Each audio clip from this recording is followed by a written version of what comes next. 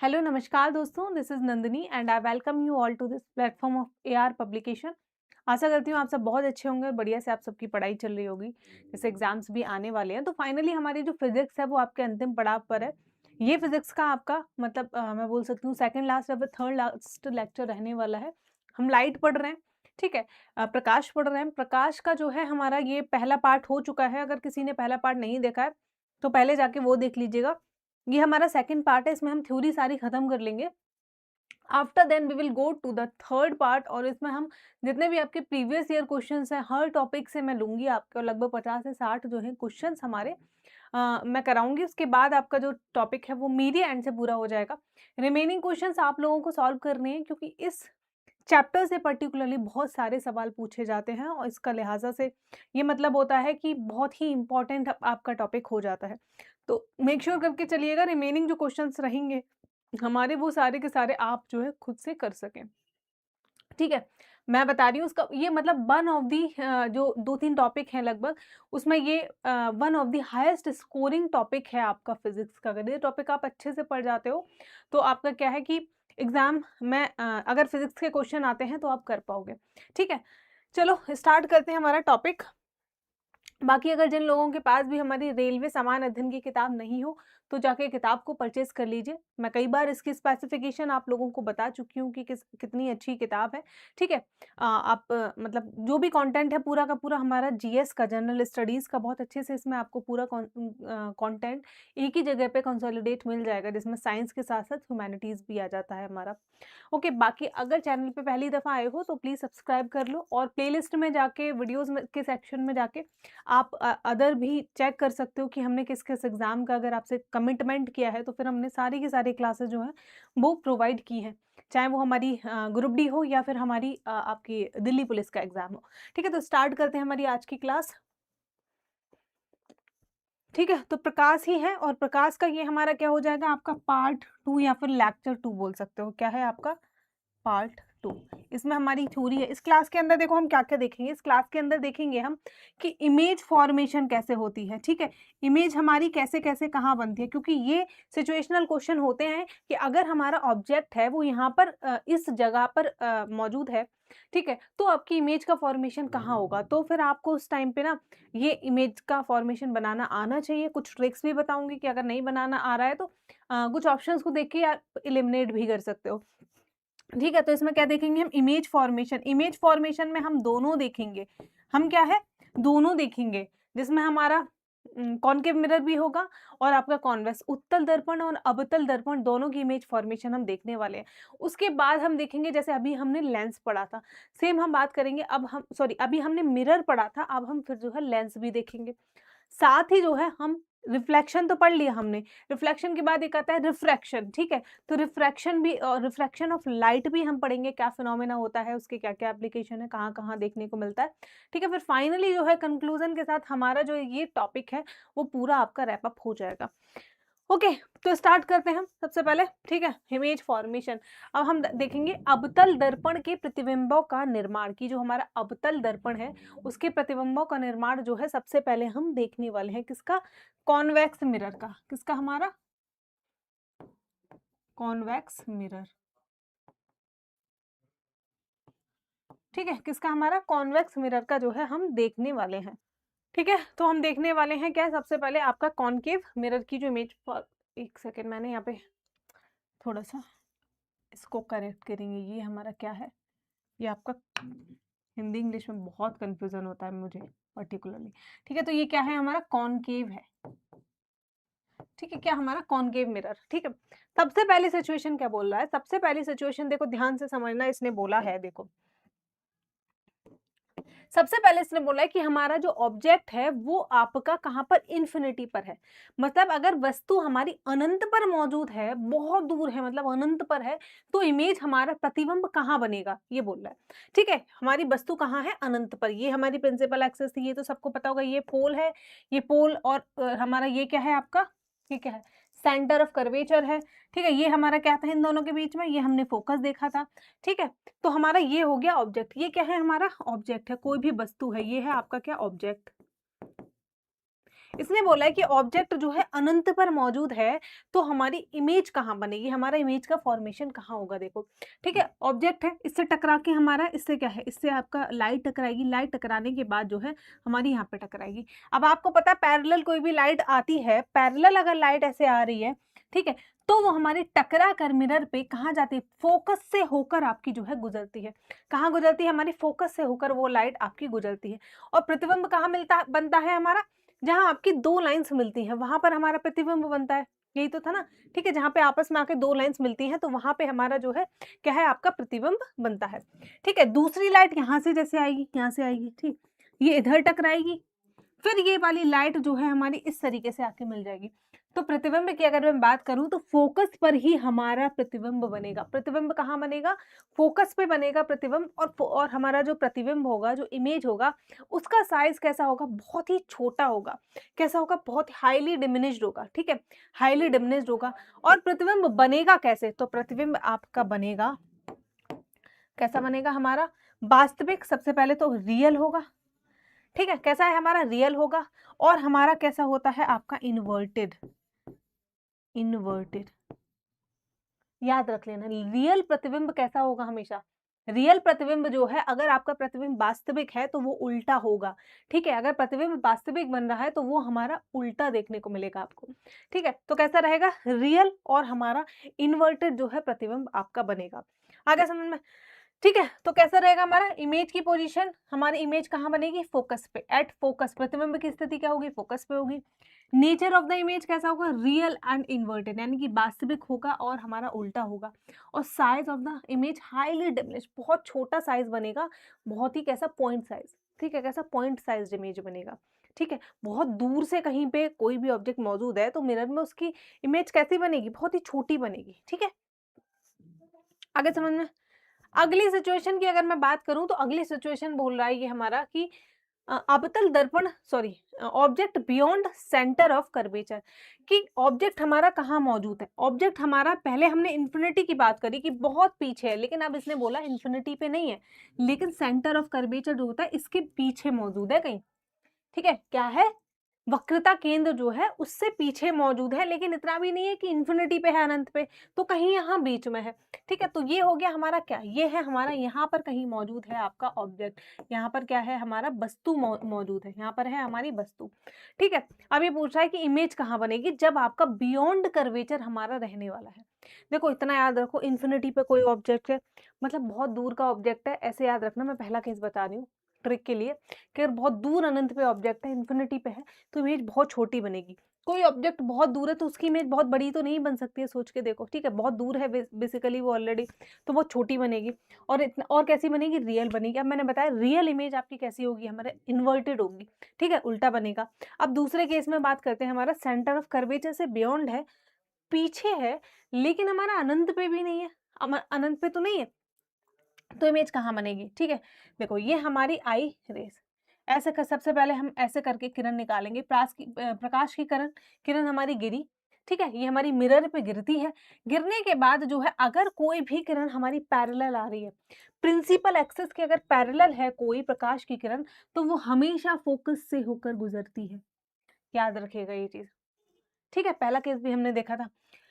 दूसरी किरण की बात करेंगे, दूसरी हमारी इस प्रकार से आएगी। ठीक है, दूसरी हमारी क्या है, सेंटर ऑफ कर्वेचर से होकर हम निकालेंगे, दूसरी किरण हमारी ऐसी आई, तो ये दोनों जो है हमारा कहीं इस जगह पे जाके मिलेंगे, और यही हमारी क्या है, यही हमारा, यहीं पे आपकी जो है इमेज बन जाएगी।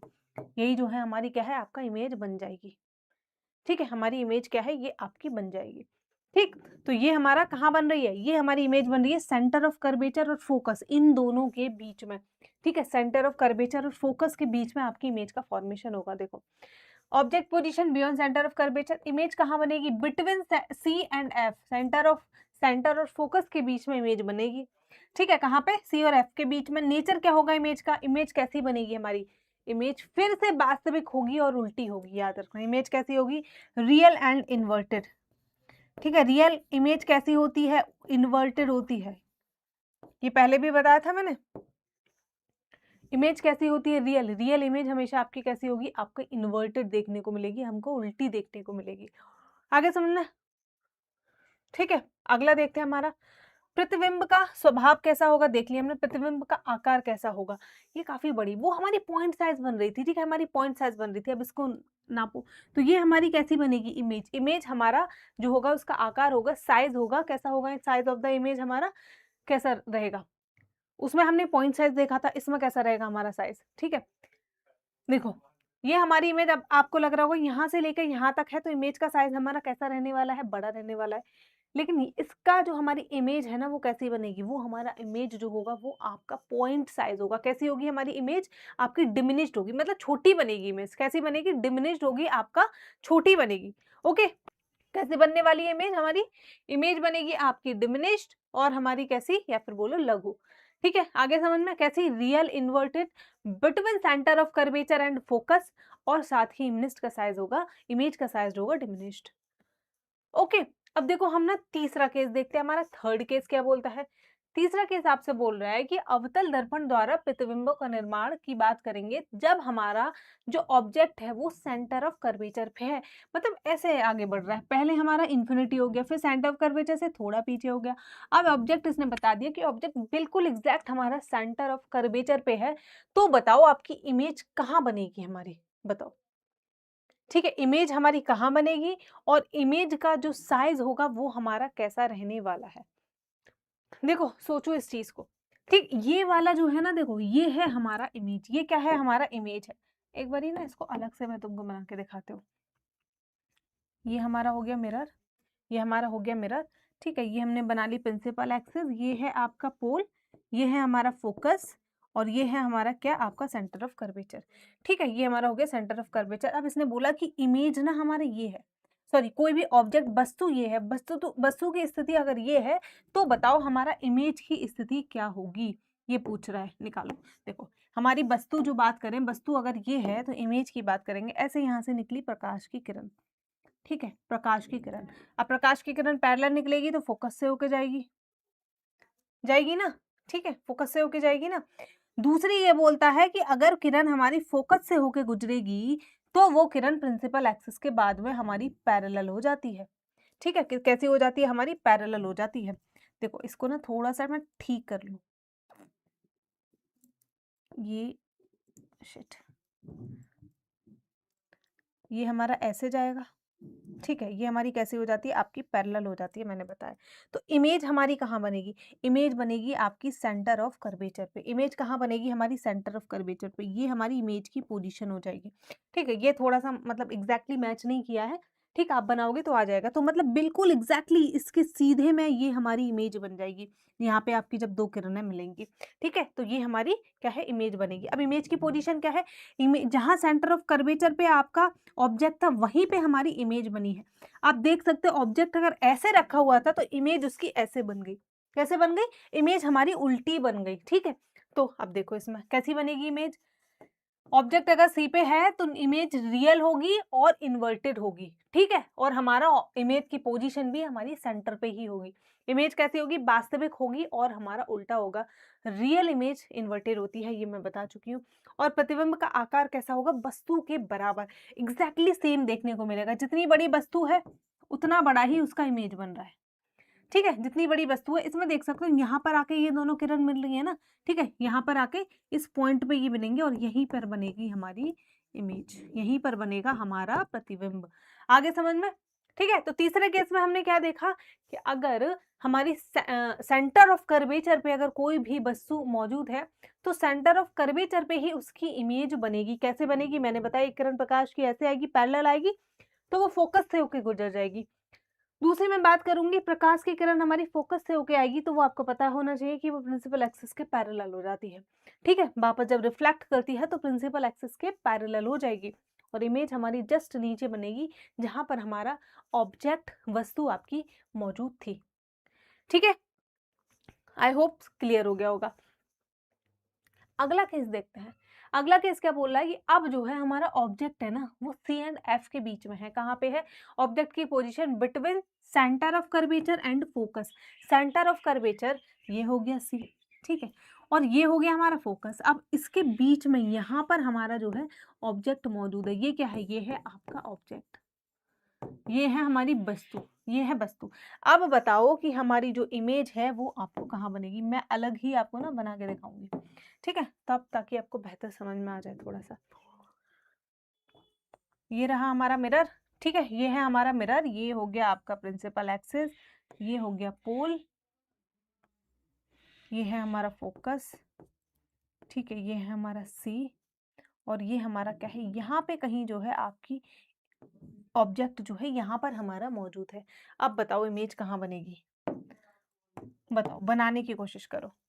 आप खुद से भी करो, ठीक है? इमेज हमारी कहाँ बनेगी, ठीक है? तो एक सबसे पहले तो हम इससे रे निकालेंगे, प्रकाश की किरण निकालेंगे एक, ठीक? ये हमारी एक तो ये वाली रे ऐसे करके निकलेगी, पैरेलल गई है, ठीक है? तो हमारी ये वाला जो अगर आप सीधी लाइन खींचोगे तो ये वाली रे जो है हमारा फोकस से थोड़े से पहले होके जो है आपका गुजर जाएगी, ठीक है? और ये इस तरीके से हमारी सीधी जाएगी, ठीक? दूसरी हम एक और किरण की बात करेंगे, एक हमारी इस तरीके से जाएगी और ये वापस जो है इस तरीके से ही हमारी होती हुई वापस जो है वो हमारी ऐसे करके, एक सेकेंड, ये हमारी जो है वापस से इस तरीके से आपकी जाएगी और ये भी हमारी सीधी आ रही थी, ये भी आपकी जो है सीधी आ रही थी। तो यहाँ पर कहीं जाके ये दोनों आपकी मिलेंगी, ये दोनों यहाँ पर कहीं जाके मिलेंगी। इस प्रिंसिपल एक्सिस को और थोड़ा लंबा कर लो, ठीक है? तो हमारी इमेज जो बन रही है ना वो ये बन रही है, ये है आपकी इमेज। ये क्या है? हमारी इमेज। ये किरण ऐसे गई है, ठीक है? ये गई है और ये ऐसे करके इधर ही वापस आ गई है और ये इसके जाने का रास्ता है, ये इसके वापस आने का रास्ता, ये भी देखो। अब यहाँ पे सोचो, ये था इमेज, ये थी इमेज, सॉरी ये था ऑब्जेक्ट, ये वस्तु। वस्तु का साइज़ आपको दिख रहा है ना कि बहुत छोटा-सा है। वस्तु का साइज़ समझ आ रहा है, बहुत छोटा-सा है। लेकिन जब हमने इमेज देखी तो यहाँ से यहाँ तक ये पूरा इमेज का जो साइज़ है ना वो बहुत बड़ा है, ठीक है? इमेज का साइज़ हमारा कैसा है? बहुत बड़ा है। कैसा है? बहुत बड़ा है साइज़। तो देखो इसमें क्या-क्या है सिचुएशन हमारी। सबसे पहले तो इमेज बन कहाँ रही है? तो सेंटर ऑफ कर्वेचर से काफ़ी पीछे हमारी इमेज जो है वो बन रही है। सेंटर ऑफ कर्वेचर के से पीछे काफ़ी जो है हमारा beyond centre of curvature image बनेगी, पहली तो ये हो गई। ठीक है? Image position beyond centre of curvature, centre से बाहर बनेगी। नेचर क्या होगा? रियल है, बिल्कुल सही बात है, इन्वर्टेड है, उल्टी बन रही है, ठीक है? और प्रतिबिंब का आकार आप देखोगे तो आकार होगा हमारा बहुत बड़ा। कैसा होगा? आकार आकार जो है, प्रतिबिंब का आकार जो है वो हमारा होगा काफ़ी बड़ा, ठीक है? कैसा होगा हमारा? काफ़ी बड़ा होगा। आगे समझ में, प्रतिबिंब का जो साइज़ है वो आपका बड़ा होगा। तो जब हमारा सी और एफ के बीच में अगर बात करें तो कैसा रहेगा हमारा? आपका इमेज का साइज़ बहुत बड़ा होगा, इमेज रियल होगी, इमेज इन्वर्टेड होगी और इमेज जो है हमारा बियॉन्ड सी आपकी बनने वाली है। ओके, अगला देखते हैं हम केस। अगला केस है हमारा ऑब्जेक्ट एट फोकस। अब जो है हमारा ऑब्जेक्ट आपका फोकस पर ही है। तो बताओ कि हमारी इमेज जो है आपकी कहाँ बनेगी? ऑब्जेक्ट अगर फ़ोकस पे है तो हमारा इमेज कहाँ पे बनेगी? ठीक है? तो ऑब्जेक्ट देखो यहाँ पर मौजूद है कहीं। ऑब्जेक्ट जो है हमारा यहाँ पर मौजूद है। ठीक? तो हमारी एक प्रकाश की किरण यहाँ से ऐसे करके सीधे निकलेगी, ऐसे निकलेगी सीधे, फिर ये जो है वापस से टकरा कर आ जाएगी। ठीक है? सेम एक एक किरण को हम ऐसे करके एक रे को प्रकाश की ऐसे निकालेंगे और ये वापस से इस तरीके से रिफ्लेक्ट कर जाएगी। अब आप देख रहे हो ये 2 पैरेलल लाइन है, ये 2 पैरेलल लाइन है। ये आपको मिलती हुई दिखाई दे रही है यहाँ पे तो नहीं।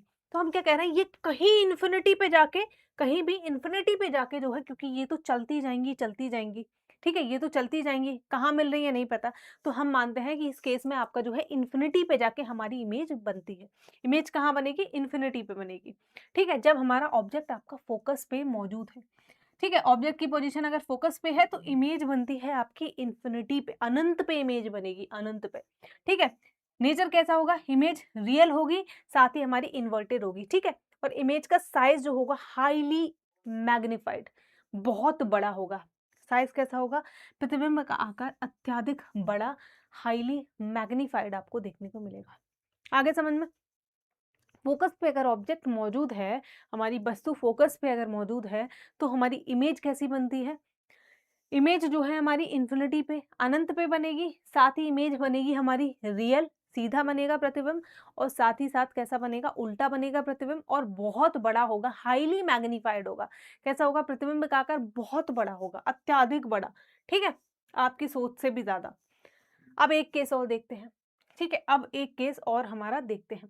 अब तक आपने देखा होगा, देखो एक ट्रिक बताती हूँ, हमेशा याद रखना कि जब हम बात करते हैं कॉनकेव मिरर की, तो हर केस में आपकी जो इमेज है ना कॉनकेव मिरर में, अच्छा पहले चलो इसको देख लो, इसी को देख लेते हैं, इस चीज़ को मैं बाद में बताती हूँ। तो कहाँ पे है हमारा ऑब्जेक्ट, कहाँ मौजूद है आपका, between F and P, focus और हमारे पोल के बीच में मौजूद है। अभी कहाँ पे है, ये फोकस हो गया, ठीक है, और ये हमारा पोल है, तो इनके बीच में कहीं ऑब्जेक्ट मौजूद है, यहाँ पर मौजूद है, ठीक है, हमारा ऑब्जेक्ट क्या है, यहाँ पर मौजूद है। अब यहाँ से एक रे गई इसके ऑब्जेक्ट के टिप से, यहाँ से किरण गई, ठीक है, यहाँ पे रिफ्लेक्ट करके ये सीधे वापस आ जाएगी, क्या है, ये हमारी सीधे वापस आ जाएगी रे, ठीक है।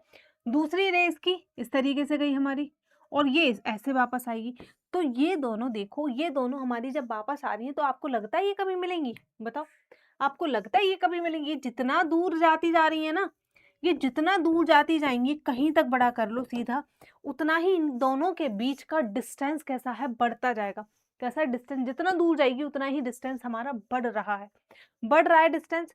तो हम क्या करेंगे इस केस में, ठीक है, हम क्या करेंगे इस केस में, लेकिन अगर आप कहीं इनको पीछे देखोगे ना, तो पीछे को देख के आपको लगेगा कि एक पॉइंट से होके ये जो किरण है हमारी ये आ रही है, एक पॉइंट से होके ये रेज आ रही है, या फिर ऐसा बोल लो कि एक पॉइंट पे पीछे कहीं ना कहीं ये जो है हमारी मिल रही है, ठीक है, पीछे हमारी कहीं मिल रही है। तो यहाँ से देखो कि हमारी जो इमेज है वो कहाँ बनेगी, यहाँ पीछे मिल रही है, मतलब यहीं पे इमेज बनेगी, ठीक है, यहीं पे इमेज बनेगी ना, ये बन गई हमारी इमेज। ये क्या है, ये हमारी इमेज ही तो है, ये हमारा प्रतिबिंब ही तो है। तो अब इस केस में देखो, पीछे बन रहा है ये इमेज, तो कैसी बनेगी, इमेज वर्चुअल होगी। और अभी तक हम सारी की सारी इमेज देख रहे थे कि इस साइड बन रही थी, उल्टी बन रही थी, हमारी कैसी बन रही थी, उल्टी बन रही थी, ठीक है। लेकिन ये इमेज कैसी होगी, इमेज हमारी होगी सीधी। कैसी होगी इमेज, देख रहे हो सीधी है, ऐसे सीधा ऑब्जेक्ट था, सीधी इमेज है। अब ऑब्जेक्ट इतना सा था, इमेज का साइज देख लो कैसा, इमेज का साइज है हमारा बड़ा, ठीक है। तो क्या बना हमारा, क्या निकला आपका यहाँ से निकला कि जब हमारा ऑब्जेक्ट पोल और फोकस के बीच में होता है, तब हमारी इमेज बनती है आपकी कैसी, वर्चुअल, आभासी प्रतिबिंब होता है, सीधा प्रतिबिंब होता है, और प्रतिबिंब का जो आकार है वो बहुत बड़ा होता है, साइज कैसा होता है, काफी बड़ा होता है हमारा। आगे समझ में, अब मैं यहाँ पे बताती हूँ, ठीक है, अब मैं यहाँ पर आप लोगों को बताती हूँ कि जब हम बात करते हैं आपकी किसकी, जब हम बात करते हैं आपके कॉनकेव मिरर की, तो सारे के सारे केसेस में आपको इमेज कैसी देखने को मिलेगी। अगर आपसे क्वेश्चन पूछ ले तो आपके दिमाग में ये चीज़ रहनी चाहिए कि हर केस में आपको इमेज जो है ना वो उल्टी मिलेगी और हमारी रियल मिलेगी, ठीक है, कैसी, रियल होगी और हमारी उल्टा होगा प्रतिबिंब। लेकिन सिर्फ और सिर्फ एक केस होता है कि जब हमारा पोल के बीच में और ध्रुव के बीच में, पोल और फोकस यानी पोल और ध्रुव के बीच में जब हमारा कोई भी वस्तु मौजूद होती है, तब उसका प्रतिबिंब आभासी बनता है, ठीक है, वर्चुअल बनता है, और साथ ही साथ सीधा भी बनता है, इरेक्ट भी बनता है, ठीक है। तो याद रखोगे, कॉनकेव मिरर में सिर्फ और सिर्फ ये ही हमारा एक ऐसा केस होता है। आगे समझ में, ठीक है। अब ये मत भूल जाना कॉनकेव मिरर कौन सा था हमारा, कॉन्वेक्स मिरर कौन सा था, ये था हमारा कॉनकेव मिरर, ठीक है, कुछ नहीं पता तुम्हारा, और ये था हमारा कॉन्वेक्स मिरर। और जब हम सतह लेने की बात करते हैं तो हम इसको बीच में से काट के इसका इधर का साइड का ले लेते हैं, जब इसकी बात करेंगे तो इसका ही बीच का ये ले लेंगे। देखो सारा का सारा ना एक बारी में रिवाइज कर लो, हमने जो जो चीज अभी देखी थी, इन्फिनिटी पे, अनंत पे, इन्फिनिटी मतलब कि जब हमारी कोई भी ऑब्जेक्ट अनंत पे मौजूद होगा तो इमेज हमेशा फोकस पे बनेगी, इमेज हमेशा फोकस पे बनेगी। अब देखो यहाँ से एक चीज और सोच सकते हो कि अगर उल्टा कर लो, उल्टा कर लो, अगर ऑब्जेक्ट फोकस पे मौजूद है तो इमेज अनंत पे बनेगी। देखो किस, अगर ऑब्जेक्ट हमारा फोकस पे है, ध्रुव पे है, तो हमारी इमेज अनंत पे बन रही है। कितना आसान हो गया, ठीक है, ठीक है। अगर हमारा ऑब्जेक्ट वस्तु अनंत पे है तो इमेज फोकस पे, ध्रुव पे, ठीक है। और अगर हमारा ऑब्जेक्ट फोकस पे है तो हमारी इमेज अनंत पे, इन्फिनिटी पे, उल्टा कर दो सीधा, सही हो गया, ठीक है। इमेज का साइज कैसा होगा, इमेज का नेचर कैसा होगा, रियल होगी इमेज हमारी, इन्वर्टेड होगी और आपकी डिमिनिश होगी, बहुत छोटी होगी, ठीक है। वहीं अगला केस देखते हैं हमारा बियॉन्ड सेंटर ऑफ कर्वेचर, मतलब इन्फिनिटी पे भी नहीं है लेकिन सेंटर ऑफ कर्वेचर पे भी नहीं है, इन दोनों के कहीं बीच पे है। ठीक है, तो हमारी इमेज कहाँ बनेगी, हमारा इमेज कहाँ बनेगी, बिटवीन एफ एंड सी। ठीक है, इमेज कैसी होगी, रियल इन्वर्टेड होगी और हमारा डिमिनिश्ड होगी। अब दूसरा इसका उल्टा कर लो, मान के चलो हमारा ऑब्जेक्ट एफ और सी के बीच में है, तो इमेज कहाँ बनेगी, तो इमेज बियॉन्ड सी बनेगी। ये केस देखो, ठीक है, बिटवीन सी एंड एफ है तो हमारी इमेज कहाँ बनेगी, बियॉन्ड सी। ठीक है, तो उल्टा करो, ट्रिक आई है भाई। ठीक है, सी पे बात करेंगे, अगर हमारा सेंटर पे है तो इमेज भी आपकी सेंटर पे ही बनेगी। ठीक है, तो हमारी इमेज भी सेंटर पे, इमेज कैसी, रियल होगी, इन्वर्टेड होगी, और जब सेंटर पे ही बन रही है तो इमेज का साइज भी एग्जैक्टली सेम होगा जिस साइज की हमारी वस्तु है। ठीक है, फिर हम बात करेंगे बिटवीन एफ एंड पी। ये हमने देख लिया, वैसे अगर एफ पे है तो इन्फिनिटी पे बनेगी, कैसा, रियल इन्वर्टेड और हमारा कैसा, हाईली मैग्नीफाइड। ठीक है, बिटवीन सी और एफ कैसी, रियल इन्वर्टेड हाईली मैग्नीफाइड। ठीक है, अब आता है बिटवीन एफ और पी, अगर हमारा फोकस के और पोल के बीच में हमारा अगर कहीं वस्तु मौजूद है तो उसका प्रतिबिंब कहाँ बनता है, उसका प्रतिबिंब बनता है बिहाइंड मिरर, मिरर के पीछे, दिखाया था ना मिरर के पीछे, और मिरर के जब पीछे है तो यही केस ऐसा होता है जिसमें आपको देखने को मिलेगा हमारी कैसी होगी इमेज, हमारी सीधी होगी, सीधी, प्रतिबिंब कैसा होगा, सीधा होगा, सॉरी एक सेकेंड, वर्चुअल के नीचे मैंने सीधा लिख दिया है, कैसा होगा प्रतिबिंब, आभासी होगा, आभासी होगा। ठीक है, और हमारा कैसा होगा, आपका सीधा होगा। ठीक है, और मैग्नीफाइड यानी कि हमारा बड़ा होगा। तो देखो एक ही केस ऐसा है आपको मिलेगा हमारा कॉनकेव मिरर में जब आपका प्रतिबिंब आभासी और सीधा बन रहा है। अदरवाइज हर केस में आप देखोगे कि प्रतिबिंब कैसा है, हमारा रियल है और आपका सॉरी वास्तविक है, हिंदी में बोले तो वास्तविक है, और कैसा है, उल्टा है। और सिर्फ एक ही केस ऐसा होता है जिसमें सीधा भी है और हमारा आभासी भी है। आगे समझ में। ठीक है, तो जब हमारा वस्तु अगर एफ और पी के बीच में मौजूद होगी तो इमेज हमेशा पीछे बनती है। ठीक, ओके, आई होप आ गया होगा आपको समझ में। तो अगर आपको ऑप्शन में कहीं भी दिखे और अगर ये केस के अलावा कहीं भी ऑप्शन में दिखे आपको वर्चुअल है इमेज, तो आप क्या है उसको कट कर दोगे। अब हम बात करेंगे, देखो अभी हमने देखा था हमारा कॉनकेव मिरर, अब हम बात करेंगे कॉन्वेक्स मिरर। इसमें सिर्फ दो केसेस हैं, कॉन्वेक्स मिरर, कॉन्वेक्स मिरर में हमारी इमेजेस कैसी बनती है, हमारे प्रतिबिंब कैसे बनते हैं। सबसे पहला केस देखते हैं कि अगर हमारा ऑब्जेक्ट इन्फिनिटी पे मौजूद है, अनंत पे मौजूद है, तब बताओ कि हमारा प्रतिबिंब कहाँ बनेगा और कैसा बनेगा। ठीक है, तो ये है हमारा, ये है आपका मिरर, यही है ना मिरर। ठीक है, ये है हमारा कॉन्वेक्स मिरर। ठीक, ये इसका पीछे होता है, इसमें सब पीछे होता है। ठीक है, ये पीछे इसका फोकस है, ये पीछे इसका सेंटर ऑफ कर्वेचर है। ठीक है, क्योंकि इसकी ये वाली सतह हमारी क्या है, ये वाली सतह इसकी पॉलिश्ड है तो रिफ्लेक्शन यहाँ से हो रहा है। ठीक है, पहले प्रकाश की किरण आई, रे हमारी आई, इस पे गिरी। ठीक है, फिर ये जो है हमारी इस तरीके से आपको रिफ्लेक्ट हो गई, क्योंकि ये रेस को डाइवर्ज करता है, कन्वर्ज नहीं करने का काम कर रहा है, ये डाइवर्ज करता है। ठीक है, ये हमारा डाइवर्ज करता है। ठीक है, दूसरी रे यहाँ से निकली। ठीक है, ये हमारी इधर आपकी वापस चली गई।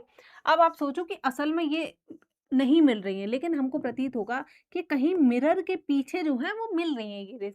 ये क्या है, मिरर के पीछे। ठीक है, हमारा जो मिरर है, दर्पण है, उसके पीछे कहीं ये मिल रही है। और कहाँ मिलेंगी ये मिलेंगी हमारी फोकस पे। ठीक है, हमारा कहाँ मिलेंगी, फोकस पे। और इमेज भी कहाँ बनेगी फिर हमारी, हमारी इमेज जो बनेगी वो कहाँ बनेगी, एक तो दर्पण के पीछे बनेगी, बिहाइंड द मिरर बनेगी, और कहाँ बनेगी, हमारी फोकस पे बनेगी। ठीक है, कहाँ, ये है हमारी इमेज। इमेज कैसी होगी, जब भी इमेज हमारे जब हम बात करेंगे आपकी कॉन्वेक्स मिरर की, तो हम बात करेंगे इमेज बन रही है पीछे। तो पीछे जब इमेज बन रही है तो इमेज कैसी होगी हमारी, कैसा होगा, सबसे पहले तो वर्चुअल होगा, आभासी होगा। ठीक है, और आभासी के साथ साथ इमेज कैसी होगी, सीधी होगी। जब भी इमेज वर्चुअल होती है तो इमेज होती है हमारी सीधी। ये याद रखना, वर्चुअल के साथ इरेक्ट नहीं आ, सॉरी इन्वर्टेड नहीं आ सकता, वर्चुअल के साथ हमेशा सीधा आएगा। ठीक है, और आकार कैसा होगा, अत्यधिक लघु होगा, बहुत ही पॉइंट साइज्ड इमेज बनेगी, बिंदु समान पॉइंट साइज्ड हमारी इमेज होगी। कैसी होगी, बहुत ही छोटी आपकी जो है इमेज हमारी रहने वाली है। आगे समझ में। अगला केस देखते हैं। अगला बोल रहा है कि जब वस्तु अनंत और ध्रुव के बीच में हो, जब वस्तु क्या हो, ये हो गया हमारा पोल और ये हो गया हमारा क्या, इंफिनिटी। जब हमारी वस्तु की बात करें, सॉरी ये इंफिनिटी नहीं है, देखो ये हमारा पोल, जब वस्तु हमारी पोल और इंफिनिटी कहीं इधर होगा, इंफिनिटी के बीच में हमारी मौजूद है, ठीक है, पोल और इंफिनिटी के बीच में, यहाँ पर हमारी वस्तु जो है ये आपका हो गया ऑब्जेक्ट, यहाँ पर हमारा जो है ऑब्जेक्ट आपका मौजूद है, तब इमेज कहाँ बनेगी। ठीक है, पहला केस देखते हैं हमारा। देखो ये हमारी आई रे, ये हमारी आई रे, ठीक है, मतलब ये किरण गिरी प्रकाश की, और इस तरीके से ये जो है यहाँ से जो है आपका रिफ्लेक्ट बैक हो गई। ठीक है, यहाँ से जो है हमारा जो है ये आपका रिफ्लेक्ट बैक हो गई। ठीक, दूसरी किरण हमारी ये आई और ये टकरा के जो है ना यहीं से वापस हो गई। ठीक है, टकरा के जो है हमारा यहीं से वापस होगी। अब सोचो ये दोनों हमारी कहाँ मिलेंगी, ये दोनों, अब पीछे मिला दो इनको। ठीक है, ये यहाँ पे कहीं जाके ये मिला दो, ये कहीं ऐसे, तो यहाँ पर कहीं जो है इस पॉइंट पर ये जो है हमारी मिल रही है, और यहाँ पे बनेगा आपका क्या है, इमेज। यहाँ पे बनती है हमारी इमेज यानी कि प्रतिबिंब। अब ये प्रतिबिंब कहाँ बन रहा है, ये प्रतिबिंब बन रहा है पोल के और फोकस के बीच में। ये प्रतिबिंब कहाँ है, पोल और फोकस के बीच में, कहीं ये दोनों रेज पीछे इमेज सॉरी मिरर के पीछे जो है कहीं पोल और फोकस के बीच में ये दोनों किरण हमारी मिल रही थी, वही हमारी इमेज बन रही है। तो सबसे पहले तो मिरर के पीछे इमेज है, तो इमेज कैसी है, वर्चुअल। इमेज कैसी है हमारी, आभासी है, वर्चुअल है। ठीक है, दूसरी चीज क्या है हमारी, किस किसके बीच में है, तो फोकस के और पोल के बीच में है। आ गया। अब इमेज हमारी वर्चुअल है, तो इमेज हमेशा कैसी होगी, आपकी सीधी होगी। कैसी होगी, इमेज होगी हमारी, पहले तो होगा वर्चुअल, वर्चुअल है क्योंकि मिरर के पीछे।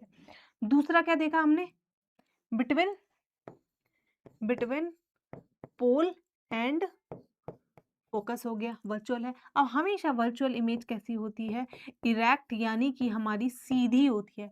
अब प्रतिबिंब कैसा होगा, पोल और फोकस के बीच में होगा, वर्चुअल होगा, आभासी होगा, और साथ ही साथ आपका सीधा होगा। ठीक है, और इमेज का साइज का बात करें तो इमेज का साइज जो है वो हमारा लघु देखने को मिलेगा, छोटा। ठीक है, इमेज का साइज कैसा है हमारा, छोटा है, कंपैरिजन टू द जो हमारे ऑब्जेक्ट हमने रखा था। ठीक है, तो हमारी कैसी है, nature of the image virtual and direct, side of the image diminished. वस्तु की स्थिति अनंत ध्रुव पर है, तो प्रतिबिंब अनंत ध्रुव के बीच में है, तो प्रतिबिंब की स्थिति दर्पण के पीछे पोल और फोकस के बीच में होगी। प्रतिबिंब का स्वभाव आभासी और सीधा होगा, और प्रतिबिंब का आकार हमारा लघु होगा। अब देखो यहाँ से देखो आप, कभी भी हमारा कॉनकेव मिरर में एक केस को छोड़ के, देखो कॉनकेव मिरर में सिर्फ एक केस ऐसा होता है कि जब हमारी इमेज जो है कैसी बनती है, आभासी बनता है हमारा प्रतिबिंब, और साथ ही साथ सीधा बनता है। अदरवाइज आपके सारे के सारे प्रतिबिंब उल्टे बनेंगे, और कैसे बनेंगे हमारे, उल्टे बनेंगे, और कैसे, रियल बनेंगे, वास्तविक होंगे। लेकिन जब हम बात करते हैं आपका उत्तल दर्पण की, यानी कि कॉनकेव मिरर की, सॉरी उत्तल दर्पण की यानी कि हमारी कॉन्वेक्स मिरर की, तब हम बात करते हैं कि आपका इमेज जो है हमेशा वर्चुअल होगी, मिरर के पीछे बनेगी, आभासी होगी। आभासी होगी तो मतलब हमेशा इमेज सीधी होगी, कभी इसमें उल्टी नहीं देखने को मिलती है। ठीक है, हमेशा इमेज कैसी होगी, आपकी उल्टी होगी और आपकी वर्चुअल होगी। और ठीक है, ओके, सॉरी वर्चुअल होगी और इरेक्ट होगी, उल्टी नहीं होगी या सीधी होगी, सॉरी सॉरी। आगे समझ में, ठीक है, आई होप यहाँ तक आपको सारी की सारी चीजें जो है हमारा क्लियर हो गई होंगी। तो देखो उत्तल दर्पण की विशेषताओं की बात करेंगे तो उत्तल दर्पण हमेशा आभासी, सीधा और लघु प्रतिबिंब बनाता है। हमेशा छोटा प्रतिबिंब बनाएगा, वर्चुअल बनाएगा और सीधा बनाएगा। वस्तु किसी भी स्थिति में वास्तविक प्रतिबिंब नहीं बनाता है, और प्रतिबिंब हमेशा दर्पण के पीछे बनता है। ठीक है, हमेशा दर्पण के पीछे बनता है। वहीं जब कॉनकेव मिरर की बात करते हैं दोस्तों, तो हमारा आपका जो है हमेशा दर्पण से आगे बनता है। सिर्फ एक केस होता है जब इमेज हमारा फोकस से पीछे मौजूद होती है, बियॉन्ड फोकस होती है, फोकस से, सॉरी फोकस के और हमारे जब पोल के बीच में इमेज होगी, तब आपको सिर्फ ऐसा देखने को मिलेगा कि जो हमारा प्रतिबिंब है वो आपका कैसा है, वो हमेशा, वो हमारा कैसा है, आपका, सॉरी क्या बोला मैंने, आभासी है और सीधा है। अदरवाइज हमेशा प्रतिबिंब कैसा बनेगा, वास्तविक बनेगा और उल्टा बनेगा। ठीक है, एज सिंपल एज दैट। अब हम बात करेंगे उत्तल दर्पण के प्रयोग। वहीं सबसे पहले अवतल दर्पण के प्रयोग, देखो देख लो, हमारे हेडलाइट्स होती हैं आपकी, ठीक है, कार वगैरह की, उसमें आपका हमारा किसका प्रयोग होता है? आपका अवतल दर्पण का, यानी कि हमारे कॉनकेव मिरर का प्रयोग होता है। और जो हमारे आँख, नाक, कान वाली जो डॉक्टर्स होते हैं ना, ऐसे मुँह में डाल के लेंसेज़ वो देखते हैं, तो वो किसका इस्तेमाल करते हैं, याद रखना। तो वो हमारे किसका इस्तेमाल करते हैं? वो आपके कॉनकेव मिरर यानी कि अवतल दर्पण का इस्तेमाल करते हैं। ठीक है? अब उत्तल दर्पण के प्रयोग देख लो, used as a rear view mirrors in vehicle. ठीक है? व्हीकल के पीछे का जो व्यू है ना, उसको देखने के लिए इस्तेमाल करते हैं। ठीक है? In vehicle due to wide field of a view, क्योंकि बहुत पीछे बहुत सारा बड़ा होता है ना, तो बड़ा-बड़ा कुछ छोटे-छोटे में करके ये जो है दिखा देता है। ठीक है? ये हमेशा आकार इसका ये हमेशा प्रतिबिंब को छोटा बनाता है, तो पीछे जो बड़ी-बड़ी चीज़ें हैं ना, उनको ये छोटा-छोटा करके दिखा देता है। तो हमारा रियर व्यू के लिए इस्तेमाल होता है व्हीकल्स में। ठीक है? वाहनों में रियर व्यू को मिरर के रूप में उपयोग किया जाता है, क्योंकि यह बड़ा दृश्य क्षेत्र देता है। Used as a security mirrors जो हो गए हमारे शॉप्स में, मॉल्स में और पार्किंग एरियाज में, वहां पर भी इसका जो है इस्तेमाल आपका जो है किया जाता है। ठीक है? तो इसमें क्या है, अगर इन्फिनिटी पे, अनंत पे, अगर हमारा अनंत पे कोई भी वस्तु मौजूद है, तो हमारा जो प्रतिबिंब बनेगा वो फोकस पे बनेगा। ठीक है? हमारे पीछे बनेगा दर्पण के, कैसा होगा आपका?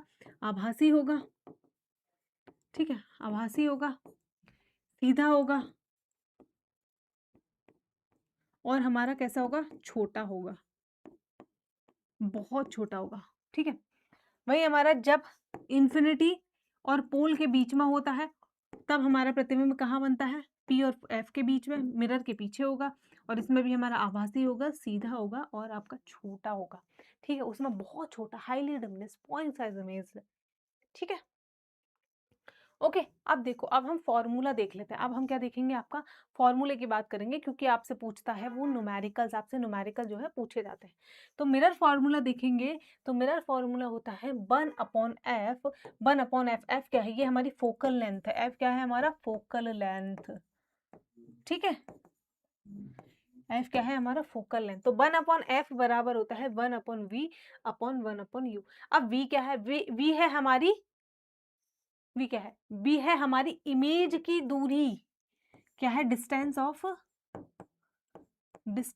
Of image. ठीक है? और हमारा u क्या है? आपका डिस्टेंस ऑफ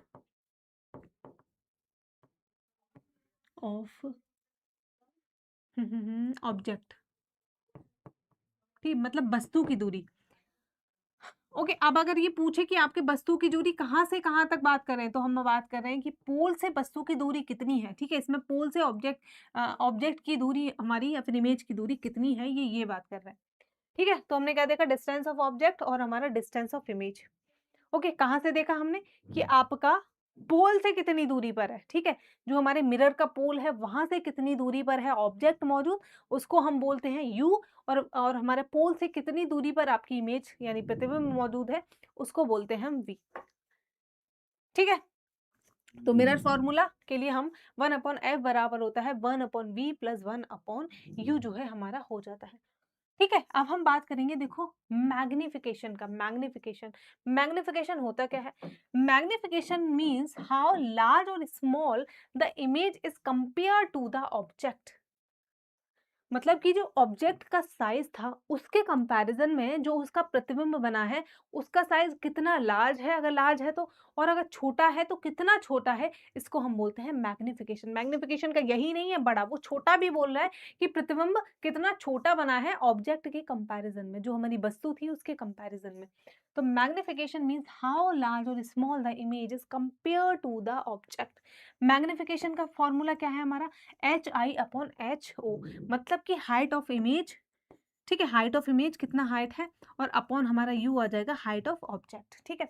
तो m बराबर होता है v/u। m बराबर क्या होता है आपका? v/u जो है m बराबर हमारा हो जाता है। ठीक है? और हाँ, चलो छोड़ो, वो आगे देखते हैं। ठीक है? तो ये तो हमने देख ही लिया, height of object, height of image.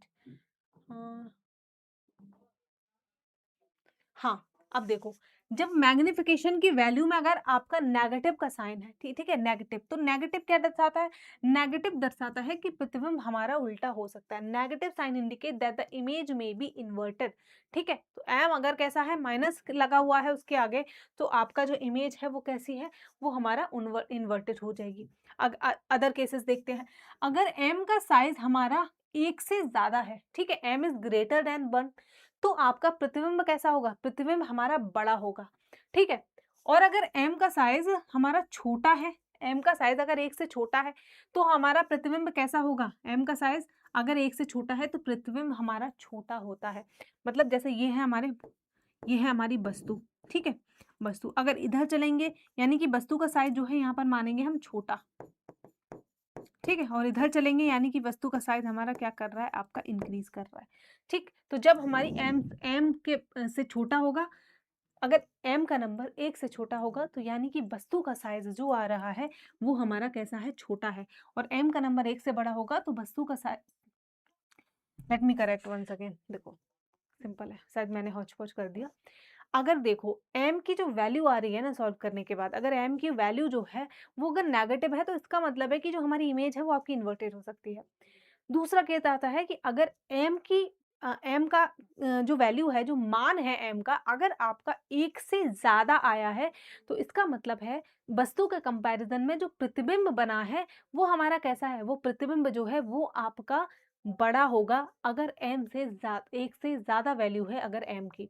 और अगर m की वैल्यू जो है 1 से कम है, तो माना जाता है कि वस्तु का जो साइज़ है उसके कंपैरिजन में जो इमेज का साइज है वो हमारा छोटा होगा, अगर आपका m की वैल्यू 1 से कम है, ठीक है, आगे समझ में, ठीक है। और m की वैल्यू अगर बिल्कुल ही 1 है, तो m की वैल्यू 1 है, इसका मतलब ये हो जाता है कि हमारा दोनों का साइज बराबर है, इक्वल है, कि जितने साइज की हमारी ऑब्जेक्ट था, जितने साइज की हमारी वस्तु थी, उसी सेम साइज का हमारा प्रतिबिंब बना है, ठीक है। Image and object are of the same size, ठीक है, are of the same size. देखो एज सिंपल एज दैट है। वैल्यू लगाओ, अगर ऑब्जेक्ट की हमारी 5 सेंटीमीटर का है, अगर 5 है, दोनों को डिवाइड करेंगे तो कितना आ जाएगा? हमारा 1 आ जाएगा, 1 आ जाएगा, यानी कि दोनों का क्या है? हमारा सेम है, कट जाएंगे, ठीक है। वही अगर कम आ गया तो आप देख ही सकते हो, ठीक है। अब और देख लेते हैं। अगर m पॉजिटिव है तो प्रतिबिंब कैसा होता है?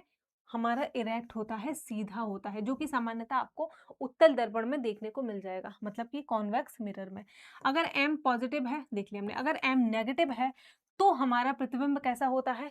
इन्वर्टेड होता है, ठीक है। कैसा? हमारा प्रतिबिंब उल्टा रहेगा अगर हमारा माइनस में वैल्यू है, ओके। और जो हमको कहाँ देखने को मिलता है? आपका जो हमको देखने को मिलता है आपके कॉनकेव मिरर में, अवतल दर्पण में, ठीक। ये तो हमने देख ही लिया वैसे, चलो आगे चलते हैं। अब देखो, अब हमने ना मिरर तो समझ लिया, मिरर के बारे में सारी चीजें हमने जान ली। अब हम बात करेंगे अब हम आते हैं आपके लेंस पे, ठीक है। अब हम बात करेंगे क्या लेंस और मिरर में अंतर क्या है। देखो मिरर में अंतर इतना ही है कि मिरर का एक साइड पॉलिश होता है। मिरर में क्या है, आपको शीशा जो है ना, शीशे में आपने देखा होगा एक साइड पॉलिश की होती है। क्वेश्चन दो आप लोगों के लिए कि जो हम मिरर में पॉलिश करते हैं पीछे, वो पॉलिश किसकी होती है, ठीक है, कौन सा केमिकल होता है, क्या नाम होता है, तो उस मिरर की पॉलिश का नेम आपको कमेंट बॉक्स में देना है, ओके। अब हम देखते हैं लेंस। लेंस क्या है? लेंस एक दृष्टि उपकरण है जो प्रकाश को मोड़कर प्रतिबिंब बनाता है, ठीक है, या वस्तुओं को स्पष्ट देखने में सहायता करता है। A lens is an optical device that bends light to form image और help in clear vision। जैसे कुछ लोगों को दूर का नहीं दिखाई देता, कुछ लोगों को पास का नहीं दिखाई देता, ठीक है। तो उस दिक्कत को क्योर करने के लिए, उस प्रॉब्लम को सॉल्व करने के लिए लेंसेज का इस्तेमाल किया जाता है। लेंसेज क्या करता है कि मतलब कि जैसा लेंस है, जितनी उसकी पावर है, उसके अकॉर्डिंग जो है प्रकाश की किरणों को वो जो है मोड़ देता है। इसी वजह से कि अगर किसी को दूर का नहीं दिखाई देता तो फिर उसको दूर का ऑब्जेक्ट जो है दिखाई देने लगते हैं, क्योंकि उनका साइज जो है वो बड़ा करके दिखा देता है, ठीक है। तो लेंस किसका बना होता है? कांच का होता है। देखो लेंस तो ट्रांसपेरेंट होगा, जहाँ एक साइड पॉलिश हुई वो लेंस नहीं बचा, वो क्या बन गया? वो बन गया प्रतिबिंब, वो बन गया वो बन गया दर्पण यानी मिरर, ठीक है। lenses are generally made of glass or other transparent material, ठीक। The shape and characteristic of lens depend on it's purpose. उसके पर्पज पे जो है उसका शेप क्या होगा वो डिपेंड करेगा। ठीक है। लेंस भी हमारे दो प्रकार के होते हैं, अवतल और हमारा उत्तल। ठीक है, क्या हमारा अवतल कन्वर्जिंग लेंस हो गया और एक हमारा डाइवर्जिंग लेंस। ठीक है, कन्वर्ज क्या कर रहा है, लाइट को कन्वर्ज करने का काम करता है। डाइवर्जिंग क्या है, लाइट को डाइवर्ज करता है। ठीक है, फैलाता है। और कन्वर्ज एक जगह पे लाइट को क्या है, इकट्ठा कर देगा। ठीक है, एक हमारे कन्वर्जिंग हो गए और एक हमारा डाइवर्जिंग है। ठीक है, वैसे ये बाई कॉन्वेक्स है, ये बाई कॉन्केव है। अगर इसको मैं बीच में से काट दूंगी, जैसे मैंने इसको काट दिया, तो ये हमारा इधर का कॉन्केव हो गया, इधर भी या ये कॉन्केव हो गया। ठीक है, वही हमारा इसको भी जब बीच में से काटेंगे तो हमारा ये हो गया कॉन्वेक्स और ये भी हो गया हमारा कॉन्वेक्स। लेकिन ये बाई कॉन्केव है पूरा, दोनों तरफ से ये लेंस का काम कर रहा है ना, तो इसलिए। ठीक है, अब हम देखते हैं क्या आपका, सबसे पहले हम बात करेंगे अभिसारी लेंस यानी कि कॉन्वेक्स लेंस के बारे में। ठीक है, किसके बारे में हम बात करेंगे, कॉन्वेक्स लेंस। देखो क्या होता है, उत्तल लेंस केंद्र में मोटी और किनारों पर पतली होती है। केंद्र में मोटी होती है, किनारों पर पतली होती है उत्तल लेंस, दिख रहा है ना। ठीक है, केंद्र पर मोटी है, कुछ लोगों का देखा ना चश्मा ऐसे ये मोटा मोटा होता है। ठीक है, मतलब उनकी पावर ज्यादा है, जितनी ज्यादा पावर होती है कहा जाता है उतना ही मोटा चश्मा जो है होता है। ठीक है, तो convex lens is thick at the centre and thin at the edges. किनारों पे होगा पतला और बीच में होगा काफी मोटा। यह प्रकाश की किरणों को क्या करता है, यह प्रकाश की किरणों को एक बिंदु पर केंद्रित करती है।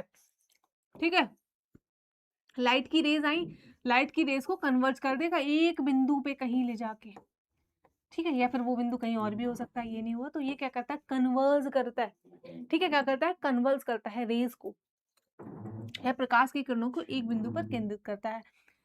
अगला देखते हैं, उत्तल लेंस के उपयोग दूरदृष्टि दोष। ठीक है, क्या हमारा करेक्टिंग लॉन्ग साइडेडनेस, चश्मा, दूरबीन, सूक्ष्मदर्शी कैमरा या फिर हमारा प्रोजेक्टर। देखो, एक होता है लॉन्ग साइडेडनेस, एक होता है नियर साइडेडनेस, मतलब आप फार साइडेडनेस भी बोल सकते हो, और या फिर हमारा हाँ फार मतलब दूर दृष्टि को दूर दृष्टि दोष है ना, दूर दृष्टि दोष, और एक होता है हमारा पास का दृष्टि दोष। ठीक है, तो दूर दृष्टि दोष में क्या होगा, आपको क्या लगेगा कि दूर का दिखाई नहीं दे रहा है या फिर दूर का दिखाई दे रहा है। तो दूर दृष्टि दोष की अगर हम बात करेंगे आपका लॉन्ग साइडेडनेस की, तो इसमें दूर का दिखाई देता है। ठीक है, दूर का इसमें दिखाई देता है लेकिन हमारा पास का नहीं दिखाई देता, नाम से मत कंफ्यूज होना। ठीक है, दूर दृष्टि दोष में मतलब दूर का तो दिखाई दे रहा है लेकिन हमारा जो है पास का दिखाई नहीं देगा। ठीक है, वही हम अब नियर साइडेडनेस की बात करें तो हम, या फिर शॉर्ट साइडेडनेस की, इसमें क्या है, पास का दिखाई देता है लेकिन हमको दूर का दिखाई नहीं देता। आगे समझ, एक सेकेंड।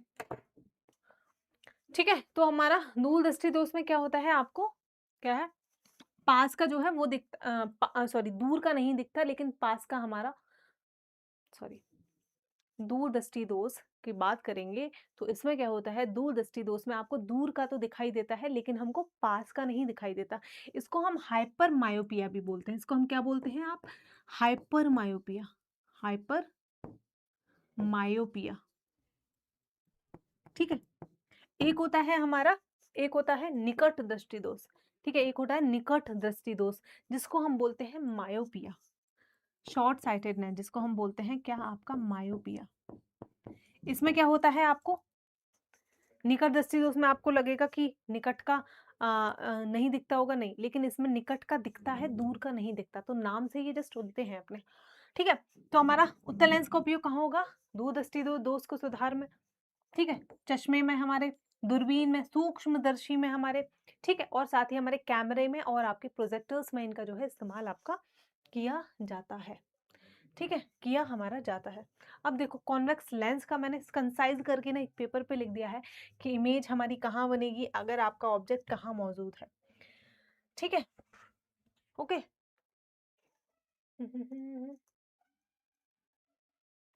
देखो हमारा, वैसे ये आपको पीडीएफ दे दूंगी तो आप खुद से भी पढ़ सकते हो।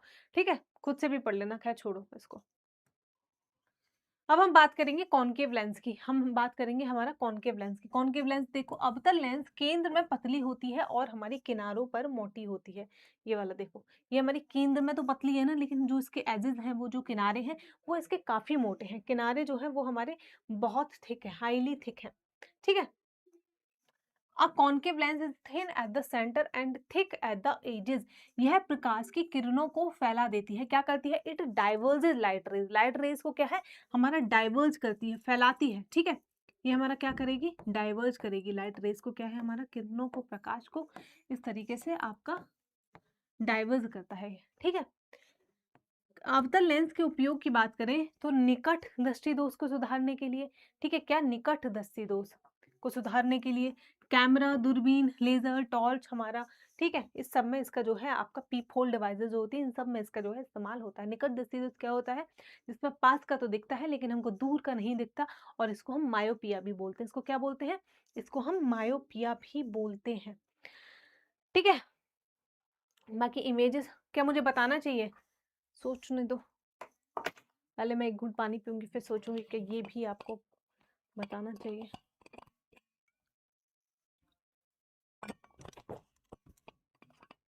तो चलो हम ना बना के एक बारी मतलब देख लेते हैं। ठीक है, हाँ ये वाला था। सबसे पहले तो हम बात कर रहे हैं किसकी? हमारी कॉन्वेक्स लेंस की। किसकी बात कर रहे हो आप? कॉन्वेक्स लेंस की।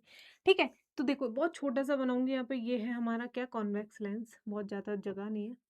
ठीक है, सबसे पहले तो बनाओ। ये है हमारा क्या? आपका कॉन्वेक्स लेंस।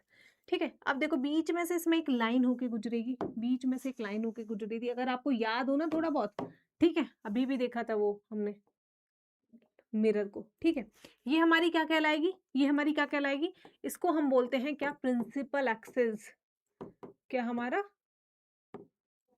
Principal axis. ठीक है, देखो इसमें हमारा एक होता है, ये क्या? ये रहेगा हमारा यहाँ पे ओ, जिसको हम बोलेंगे ओ, यानी कि ये है आपका ऑप्टिकल सेंटर। ठीक है, फिर हमारा एक आ जाएगा यहाँ पे क्या? F1। ठीक है, F1, और ये हमारे क्या हो जाएगा? इधर हमारा ये और एक फोकस होगा जिसको हम बोलेंगे क्या? F2। ठीक है, ये हमारा क्या हो जाएगा? सॉरी सॉरी, एक सेकंड, ये हमारा F1 आएगा, फोकस 1, और इधर हमारा क्या आ जाएगा? एक तरफ और। ठीक है, एक तरफ और क्या आ जाएगा हमारा? इसमें ना दो फोकस होते हैं, दोनों साइड आपको देखने को मिलेगा, क्योंकि लेंस दोनों साइड है हमारा। ठीक है, तो ये हमारा हो गया क्या? F1। ठीक है, ये हमारा क्या हो गया? हमारा F1, और ये हमारा क्या हो जाएगा? ये भी F1 है, ये भी F1 है। अब इधर हमारा जो हम C देख रहे थे, सेंटर जो हम देख रहे थे वहां C, इसको हम C भी बोल सकते हैं, लेकिन मोस्ट प्रोबेबली इसको हम बोलते हैं क्या? ये इसको हम F2 के साथ डिनोट करते हैं। इसको हम सेंटर ऑफ कर्वेचर को क्या है? फोकस 2 के साथ डिनोट करते हैं। तो ये हमारा क्या हो जाएगा? F2। ये हमारा क्या हो जाएगा? आपका F2। ठीक है, देख लिया, ये हमारा प्रिंसिपल है, ये हमारा ऑप्टिकल सेंटर है, ये हमारा F1 हो गया, और ये हमारा F2 हो गया। तो ये दोनों तरफ होता है। वहां हमने देखा था कि एक साइड पॉलिश थी मिरर की। ठीक है, एक साइड पॉलिश थी, लेकिन यहाँ पे एक साइड पॉलिश नहीं है, तो दोनों तरफ इनका आपको फोकस देखने को मिलेगा, और दोनों तरफ हमको सेंटर ऑफ कर्वेचर देखने को मिलेगा, जिसको हम F2 के साथ भी डिनोट करते हैं। ठीक है, बाकी देखो सारे के सारे इसके रे डायग्राम्स इमेज फॉर्मेशन के बनाने की जरूरत नहीं है, मिरर के थे तो मैंने वो आपको बना के दिखा दिया। ठीक, तो सबसे पहले देखते हैं, अगर हमारा पहला केस है, अगर हमारा जो इमेज है, वस्तु है, अगर आपकी इन्फिनिटी पे मौजूद है, अनंत पे मौजूद है, तो उसकी इमेज हमारी कहाँ पे फॉर्म्ड होगी, उसका प्रतिबिंब कहाँ बनेगा? तो उसका जो प्रतिबिंब है वो हमारा F2 पर बनेगा। अब आपको यहाँ से अंदाजा हो जाएगा कि F2 की बात हम कहाँ कर रहे हैं, कहाँ पर हमारा F2 मौजूद है, और कैसा होगा? साथ ही आपका रियल इन्वर्टेड होगा, रियल एंड इन्वर्टेड होगा। इमेज जो होगा वो हमारा वास्तविक होगा, और इमेज हमारा उल्टा होगा। इतना तो आप समझ लो ना कि इमेज वास्तविक वाला हमेशा ही हमारा उल्टा होता है। ठीक है, इसमें देखो सारे के सारे केसेस हमको रियल इन्वर्टेड ही देखने को मिलेंगे। सिर्फ एक केस ऐसा है जब हमारी वस्तु F1 और हमारे किसके बीच में मौजूद होती है, और प्रकाश केंद्र आपके O के बीच में मौजूद होती है। ठीक है, हमारी O के मौजूद होती है। देखो अब इसमें क्या हम मान के, हमने 2F1 और 2F1 या फिर 2F2 भी आपको दिख रहा होगा, तो इसको हम ऐसे कर लेंगे। ठीक है, इधर की साइड को अगर हम 1 मान लेंगे, इधर की साइड को हम 2 मान लेंगे, तो ये है हमारा 1F1। ठीक है, और ये है हमारा 1F2, ये है हमारा 2F1, और ये है हमारा क्या? 2F2। ठीक है, ओके। फिर हम दूसरे केस में बात करेंगे, जब हमारी इमेज जो है, हमारा सॉरी इमेज नहीं, जब हमारी वस्तु 2F1 के बियॉन्ड है। ठीक है, 2F1 के बियॉन्ड है, तो हमारी इमेज कहाँ बनेगी, तो हम बात करेंगे इमेज बनेगी आपका F2 और 2F2 के बीच में, ठीक है। इमेज का साइज कैसा होगा, डिमिनिश्ड होगा। मेनली ये दो पॉइंट जो है, ये दो कॉलम आप देख के चलिएगा। जब वस्तु 2F1 और F1 के बीच में मौजूद होगी तो प्रतिबिंब कहाँ बनेगा, 2F2 से परे बनेगा, ठीक है। कैसा होगा, वास्तविक होगा, उल्टा होगा। साइज कैसा होगा, मैग्नीफाइड होगा। जब हमारी वस्तु F1 पर मौजूद है, जब F1 पर मौजूद है तो प्रतिबिंब कहाँ बनेगा, अनंत पे बनेगा, ठीक है। कहाँ बनेगा, इन्फिनिटी, अनंत पे बनेगा। वास्तविक होगा, उल्टा होगा और बहुत बड़ा होगा, अत्यधिक बड़ा आपको जो है देखने को मिलेगा। जब हमारी वस्तु 2F1 और 2F2 के पर मौजूद है तो आपका प्रतिबिंब 2F2 और पर ही बनता है हमारा, ठीक है। कैसा बनेगा हमारा, रियल बनेगा, इन्वर्टेड बनेगा। साइज कैसा होगा हमारा, साइज कैसा होगा, सेम रहेगा, ठीक है। देखो ये जो है ना डबल बार इसलिए लिखा है क्योंकि एक इंग्लिश में लिखा है, मैं भी कंफ्यूज हो गई थी, तो एक देख लेना ध्यान से, ठीक है, कंफ्यूज नहीं होना है। तो ये हमारा एट, ये है डबल बार इसलिए लिखा है क्योंकि इंग्लिश में भी है, बस एट के लिए। तो हमारा साइज कैसा रहेगा, सेम रहेगा। जब 2F2 पे ऑब्जेक्ट मौजूद है तो सेम साइज का हमारा आपका प्रतिबिंब बनता है, सीधा रहता है और हमारा वास्तविक होता है। अगर हमारा नेक्स्ट केस है F1 और हमारा प्रकाश केंद्र, ऑप्टिकल जो सेंटर है O के बीच में हमारा अगर मौजूद है, between F1 and optical centre F1 और हमारा ऑप्टिकल सेंटर, तो कहाँ बनेगा, तो लेंस के उसी ओर, on the same side of the lens आपको देखने को मिलेगा, ठीक है। आभासी और वर्चुअली इरेक्ट होगा, बहुत बड़ा होगा, मैग्नीफाइड होगा, ठीक। अब हम किसकी देख रहे थे, हाँ, अब हम बात कर रहे थे किसकी, कॉनकेव लेंस की। किसकी बात करेंगे, अब हम कॉनकेव लेंस की बात करेंगे। तो इसमें भी सेम ही रहेगा, कुछ अंतर नहीं है, ठीक है। ये इसका ऑप्टिकल सेंटर हो गया, ओ हो गया, इससे लाइन निकालोगे, ठीक है, इससे लाइन निकालोगे, ये हमारा 1F1 हो गया, ठीक है। ये हमारा क्या हो गया, यहाँ पे 2F2 हो गया, सॉरी 1F2 होगा, 1F2 हो गया। इधर हमारा क्या मान के चलो, 2 मान लिया, तो 2F1 और ये हमारा क्या हो जाएगा, 2F2 हो जाएगा। ये क्या है, प्रिंसिपल एक्सिस है, आगे समझ में, ठीक है। तो अब पहला केस है कि अगर हमारी वस्तु जो है इन्फिनिटी पर मौजूद है, अगर हमारी वस्तु जो है इन्फिनिटी पर मौजूद है तो हमारा प्रतिबिंब कहाँ बनेगा, तो प्रतिबिंब बनेगा हमारा F2 पर, ठीक है। प्रतिबिंब कहाँ बनेगा, F2 पर बनेगा। तो इस F2 पर भी हो सकता है, इस F2 पर भी होता है, क्योंकि इन्फिनिटी तो इस साइड भी है, इन्फिनिटी हमारा इस साइड भी है, ऐसे देखो, ठीक है। कैसा बनेगा, वर्चुअली बनेगा, इरेक्ट बनेगा, हाईली डिमिनिश्ड बनेगा, ठीक है। और अगर हमारा वस्तु अनंत के बीच में और हमारा पोल के बीच में मौजूद है, ठीक है, किसके, अनंत और पोल यानी कि ओ, ये वही है जहां हम पोल बोल रहे थे, इसको हम ऑप्टिकल सेंटर बोलते हैं। तो हमारा इन्फिनिटी के बीच में और ओ के बीच में मौजूद है तो हमारा इमेज बनता है F1 पर, ठीक है। F1 और केंद्र के बीच में बनता है, F1 और हमारा केंद्र के बीच में बनेगा, मतलब इन दोनों पॉइंट के बीच में बनेगा, इन दोनों पॉइंट के बीच में बनेगा, ठीक है। कैसी बनेगी, वर्चुअली इरेक्ट बनेगी और हमारा छोटा होगा, इमेज का साइज क्या होगा, आपका छोटा होगा। अब हम लेंस का फॉर्मूला देख लेते हैं। तो लेंस का सूत्र भी आपका सेम है, 1/f बराबर हो जाता है 1/v प्लस 1/u, ठीक है। 1/v प्लस 1/, ये हमारा u है, ये आपका b है, ठीक है। तो f क्या है, हमारी फोकल लेंथ है, देखा था। b क्या है, हमारी इमेज की डिस्टेंस है, और u क्या है, हमारी ऑब्जेक्ट की डिस्टेंस जो है आ जाती है, ठीक है। लेंस की शक्ति P क्या है हमारा, 1/f मीटर में होती है, ठीक है। लेंस की शक्ति की इकाई जो है डायप्टर होती है, डायप्टर, जिसमें हमारे जो लेंसेज भी होते हैं डायप्टर में, डी, कितना डायप्टर पावर है, तो डी में यानी डायप्टर में इसको मेजर करते हैं। The unit of power of lenses dioptre, ठीक है। बोलते हैं ना मेरा 1 नंबर 2 नंबर, तो वो unit. Power of concave lens is negative, ठीक है। कॉनकेव लेंस की नेगेटिव होती है पावर। वहीं कॉन्वेक्स लेंस की बात करें तो हमारी कैसी होती है आपकी पावर, कॉन्वेक्स लेंस की पॉजिटिव होती है। जिन व्यक्तियों को दूर का नहीं दिखाई देता, ठीक है, दूर का नहीं दिखाई देता, उनकी पावर माइनस में होती है। जिनको पास का नहीं दिखाई देता, पास के लिए लेंस अगर इस्तेमाल करते हैं तो उनका कैसा होता है हमारा, पॉजिटिव, ठीक है। अगर पास का नहीं दिख रहा है यानी कि आपकी पावर पॉजिटिव में, दूर का नहीं दिख रहा आपकी पावर नेगेटिव में। जैसे मैं आज अपना चश्मा भूल गई हूँ, बट मेरी पावर जो है वो दूर की है, माइनस में है, ठीक है। फिर हम बातें हैं, इसका भी मैग्निफिकेशन की बात करेंगे। आवर्धन, आवर्धन क्या बताता है, आवर्धन बताता है कि प्रतिबिंब वस्तु से कितना बड़ा है या फिर कितना छोटा है। बड़ा भी हो सकता है वस्तु के कंपैरिजन में, छोटा भी हो सकता है वस्तु के कंपैरिजन में। मैग्निफिकेशन टेस्ट देख ही लिया था। आवर्धन का सूत्र बात करेंगे, m बराबर होता है हमारा, m बराबर होता है same height of image upon height of object, यानी कि v अपॉन u। ठीक है, इमेज की ऊपर रहेगी, ऑब्जेक्ट के नीचे रहेगी, क्योंकि ऑब्जेक्ट से ही कंपेयर कर रहे हैं ना।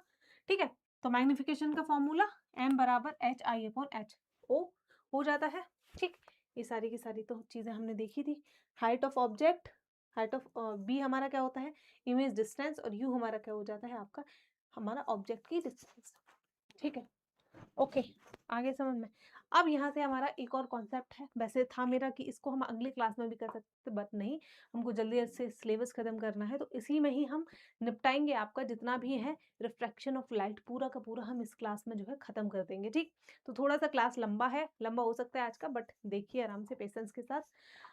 ओके, तो देखते हैं हम रिफ्रैक्शन ऑफ लाइट, प्रकाश का हमारा अपवर्तन। पहले परावर्तन देख रहे थे, अब हम बात करेंगे रिफ्रैक्शन यानी कि अपवर्तन। रिफ्रैक्शन ऑफ लाइट क्या बोलते हैं इसको, जब प्रकाश किसी एक माध्यम से दूसरे माध्यम में जाता है तो समान रेखा से उसकी दिशा में उससे सामान्य दिशा में या उससे दूर मुड़ता है, इसी को हम प्रकाश का अपवर्तन कहते हैं। देखो, जब हम स्पीड ऑफ लाइट की बात करते हैं तो हम स्पीड ऑफ लाइट जो है एयर में बात कर रहे हैं, लेकिन जैसे ही उसका मीडियम चेंज होगा तो उसकी स्पीड चेंज हो जाएगी। जैसे तुम भाग रहे हो, तुम अभी ऐसे धरती पे भाग रहे हो, ठीक है, जमीन पे भाग रहे हो, यानी कि आप किस किस में हो, आपका मीडियम क्या है, एयर है ना, बहुत आराम से भाग ले रहे हो, लेकिन सीधे एकदम से पानी आ गया और अब मैं आपको पूल में, तालाब में खड़ा कर दूं, अब आपसे बोलूं आप भागो, आपकी स्पीड कैसी हो जाएगी, आपकी स्पीड एकदम से कम हो जाएगी, क्योंकि आपका मीडियम बदल गया। पहले का मीडियम कैसा था, पहले का मीडियम हमारा कम घनत्व वाला था, लेस डेंस आपकी एयर होती है। वहीं वाटर में हम गए तो वाटर बहुत ज्यादा डेंस हो गया आपका। ठीक है, वाटर ज्यादा डेंस हो गया, डेंसिटी बढ़ गई, घनत्व बढ़ गया, दैट्स वाई आपकी स्पीड हमारी कम हो गई। सेम हमारे प्रकाश के साथ होता है कि लाइट जो है जब हमारा एयर में ट्रैवल कर रहा होता है तो उसकी स्पीड चेंज होती है। जैसे ही उसका मीडियम चेंज होता है, जब वो एयर से किसी और मीडियम में जाएगा, जैसे वाटर में गया, तो उसकी स्पीड चेंज हो जाएगी, तो उसकी जो जो सीधे रास्ते से अगर जाना चाहता था उसके अंदर डिफ्लेक्शन देखने को मिलेगा। ठीक है, तो उसकी स्पीड में जो है चेंज हो जाता है। या फिर हम उल्टा भी बोल सकते हैं कि कोई भी लाइट है, कोई प्रकाश है, अगर पानी में ट्रैवल कर रहा था, ट्रैवलिंग थ्रू वाटर, ठीक है, लिक्विड मीडियम था, अब लिक्विड मीडियम से एकदम से पानी खत्म हो गया, उसको ट्रैवल करना है कहाँ से आपका, ठीक है, कहाँ से, आपका एयर में ट्रैवल करना है। जैसे कि आईफोन्स वगैरह जो पानी में नहीं खराब होते हैं, ठीक है, फिर टॉर्च वटेवर आप पानी के अंदर जलाओ तो पानी के अंदर से वो उसका मीडियम क्या है, प्रकाश के निकलने का क्या है, हमारा पानी है, डेंस है। बट बाहर वो जाके जब एटमॉस्फेयर में आएगी तो उसका मीडियम चेंज हो गया, हमारा क्या हो गया, एयर हो गया। तो उन दोनों की स्पीड में आपके डिफ्लेक्शन देखने को मिलेगा, तो सीधी रेखा में जाना चाहिए था वो अब डिफ्लेक्ट हो जाएगा, स्पीड आपकी बढ़ जाएगी या फिर कम भी हो सकती है। तो इसी को हम रिफ्लेक्शन ऑफ लाइट बोलते हैं। ठीक है, इसी को हम क्या बोलते हैं, आपका अपवर्तन कहते हैं, प्रकाश का अपवर्तन। When light travels from one medium to another, bends towards or away from the normal, this phenomena is called refraction of light.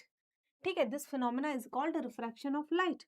कैसे, ये हमारा मान के चलो, ये हमारा क्या है, ये हमारा क्या है, ये हमारा एक मीडियम है जिसकी हम बात करेंगे एयर, वायु है। ये हमारा क्या है, ये हमारा है वाटर, मीडियम टू। ठीक है, अब जैसे ये आई हमारी प्रकाश की किरण, ये हमारी प्रकाश की किरण आई, फॉर एग्जाम्पल ऐसे करके आई, ऐसे करके आई, ठीक है, ये हमारी क्या है, प्रकाश की किरण आई। अब ये जो है इसको सीधा जाना था, ये ऐसे करके सीधी रेखा से हमारी चली आ रही थी बेचारी, इस तरीके से हमारी जो है ये सीधी चली आ रही थी। ठीक है, चलो दोबारा बनाते हैं। तो ये जो है हमारा प्रकाश की किरण थी, ऐसे सीधी आ रही थी, लेकिन जैसे ही इसका मीडियम चेंज हुआ तो इसकी जो स्पीड है उसमें चेंज आ गया। अब एक बनाएंगे यहाँ पर हम नॉर्मल, अब ये कहाँ बेंड हुई, ये ऐसे करके बेंड हो जाएगी, ये थोड़ा सा ना इधर को बेंड हो गई।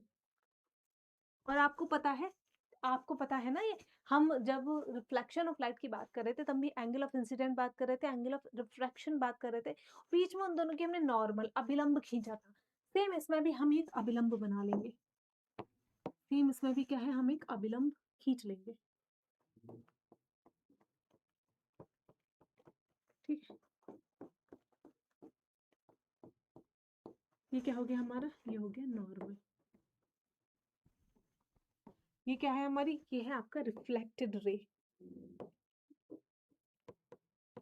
रिफ्लेक्टेड रे गलत लिख दिया मैंने, ये है हमारी इंसिडेंट रे।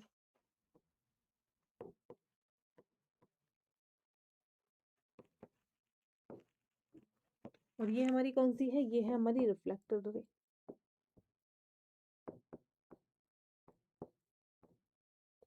आगे समझ में, ये है हमारी रिफ्लेक्टेड रे।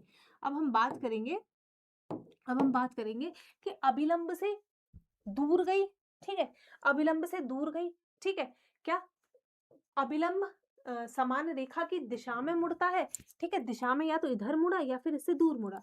अभी क्या है, या तो इधर मुड़ा या फिर इससे दूर मुड़ा, तो इसमें आपको क्या लग रहा है, ये उसकी साइड मुड़ा है, देख सकते हो ये उसकी साइड को मुड़ा है, ठीक है, इसी को हम क्या है, रिफ्रैक्शन बोलते हैं, ठीक है, इसी को हम क्या बोलते हैं, आपका रिफ्रैक्शन बोलते हैं। ये क्या है हमारा, ये है आपका एंगल आई, और ये हमारा क्या है, एंगल आर, ठीक है, ये क्या है हमारा एंगल आर। ओके ओके, ये देख सकते हो वैसे बना हुआ भी है। ये क्या है हमारा ग्लास, ये है पहले एयर, एयर ये ना शायद, ठीक है, ये हमारा मीडियम एयर है, एयर में ग्लास, ग्लास ज्यादा डेंस हो गया, तो ये हमारा पहले ऐसे जाना था, सीधा जाना था ना ये, लेकिन ये मुड़ गई, तो किधर मुड़ी है ये बेटा, ये मुड़ी है हमारी इधर, नॉर्मल की तरफ को, अभिलंब की तरफ को। अगर ये हमारी ऐसे जानी थी, ये मुड़ जाती ऐसे, टेढ़ी तो नहीं मुड़ती है, प्रकाश हमेशा सीधी किरण में चलता है, ठीक है, ये हमारी ऐसे मुड़ जाती तो अभिलंब से दूर की तरफ मुड़ी है ये। आगे समझ में, ठीक है, तो यही हमारा रिफ्रैक्शन कहलाता है, यही हमारा रिफ्रैक्शन कहलाता है। ये है हमारा एंगल आई और ये है हमारा एंगल आर। ओके, ठीक है, एक सेकंड, आई होप आवाज आई होगी, थोड़ी सी कम आ गई होगी, माइक पता नहीं कैसे नीचे हो गया था, ठीक है। तो हमारा ये क्या है आपका, ये है, एक बारी और बता देती हूँ कि जैसे हमारा ये ऐसे करके गई थी, ठीक है, फिर ये हमारी इस तरीके से मुड़ गई, इसको ऐसे सीधे जाना था, लेकिन मीडियम चेंज होने की वजह से ये हमारी इस साइड को ऐसे करके मुड़ जाती है, तो ये किधर मुड़ी, अभिलंब की तरफ मुड़ी। वहीं ये ऐसे करके गई होती तो ये अभिलंब से दूर जा रही होती, तो अभिलंब की तरफ मुड़ी है, ठीक है, तो यही हमारा रिफ्रैक्शन है, अभिलंब की तरफ मुड़ जाना है, फिर दूसरी तरफ चले जाना। जो हमको चेंज देखने को मिलता है, रिफ्लेक्शन देखने को मिलता है, किसकी वजह से, मीडियम चेंज होने की वजह से, प्रकाश की जो हमारी स्पीड थी या फिर प्रकाश की जो रेखा हमारी किरण जो है वो जा रही थी, उसी को हम रिफ्रैक्शन बोलते हैं, ठीक है, उसी को हम क्या बोलते हैं, अपवर्तन बोलते हैं, ठीक है। जब प्रकाश एक माध्यम से दूसरे माध्यम में जाता है तो उसकी गति बदल जाती है। अब ये गति या तो बढ़ेगी या फिर हमारी कम भी होगी, कुछ भी हो सकता है। When light passes from one medium to another, its speed changes, ठीक है, गति में यह परावर्तन माध्यम के घनत्व और अपवर्तांक पर निर्भर करता है। देखो, हर मटेरियल का अपना एक रिफ्रैक्टिव इंडेक्स होता है, ठीक है, हर मटेरियल का अपना एक रिफ्रैक्टिव इंडेक्स होता है, ठीक है, क्या होता है, रिफ्रैक्टिव इंडेक्स होता है, तो उसी के अकॉर्डिंग जो है रिफ्रैक्शन लाइट की स्पीड में देखने को मिलेगा। गति, यह परिवर्तन माध्यम घनत्व, और ये किस पर निर्भर करता है, हमारा उसके घनत्व पर भी, रिफ्रैक्टिव इंडेक्स पर भी निर्भर करता है, ठीक है।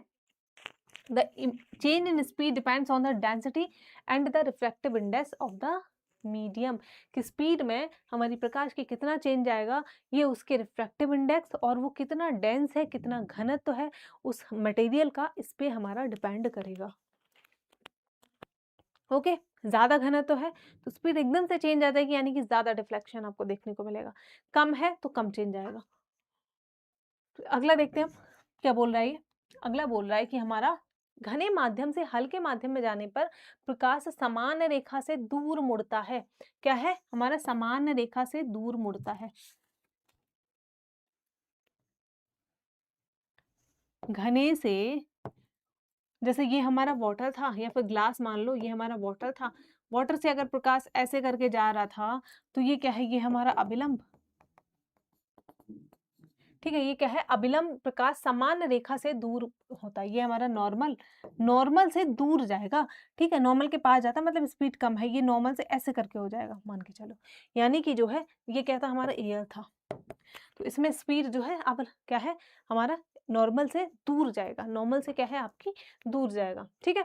उदाहरण, पानी से वायु में जाना है, वाटर से एयर में जाना। फिर आता है हमारा हल्के माध्यम से जब घने माध्यम में जाता है तो प्रकाश कैसे मुड़ेगा, हल्के से जब घने में जा रहा है, ठीक है, जैसे प्रकाश की किरण जो है यहाँ से जा रही थी हमारी, हल्के से घने में जाएगा, ये वाला केस हमने बताया भी था, तो अविलंब की तरफ मुड़ता है, ठीक है। तो क्या है हमारा, from rare to denser medium it bends towards the normal. जब रेयर मीडियम से, हल्के मीडियम को रेयर मीडियम बोलते हैं, और हमारे क्या डेंस ज़्यादा घनत्व वाले मीडियम को क्या बोलते हैं, आपका डेंसर मीडियम बोलते हैं। जब हल्के से डेंसर में जाता है तो हमारा कहाँ मुड़ता है, तो नॉर्मल की तरफ मुड़ता है। जब हमारा रेयर से आपका डेंसर में जाता है तो नॉर्मल की तरफ मुड़ता है, लेकिन जब डेंसर से रेयर में जाता है तो नॉर्मल से दूर हो जाता है, अवे फ्रॉम नॉर्मल हमारा हो जाएगा। ठीक है, ओके।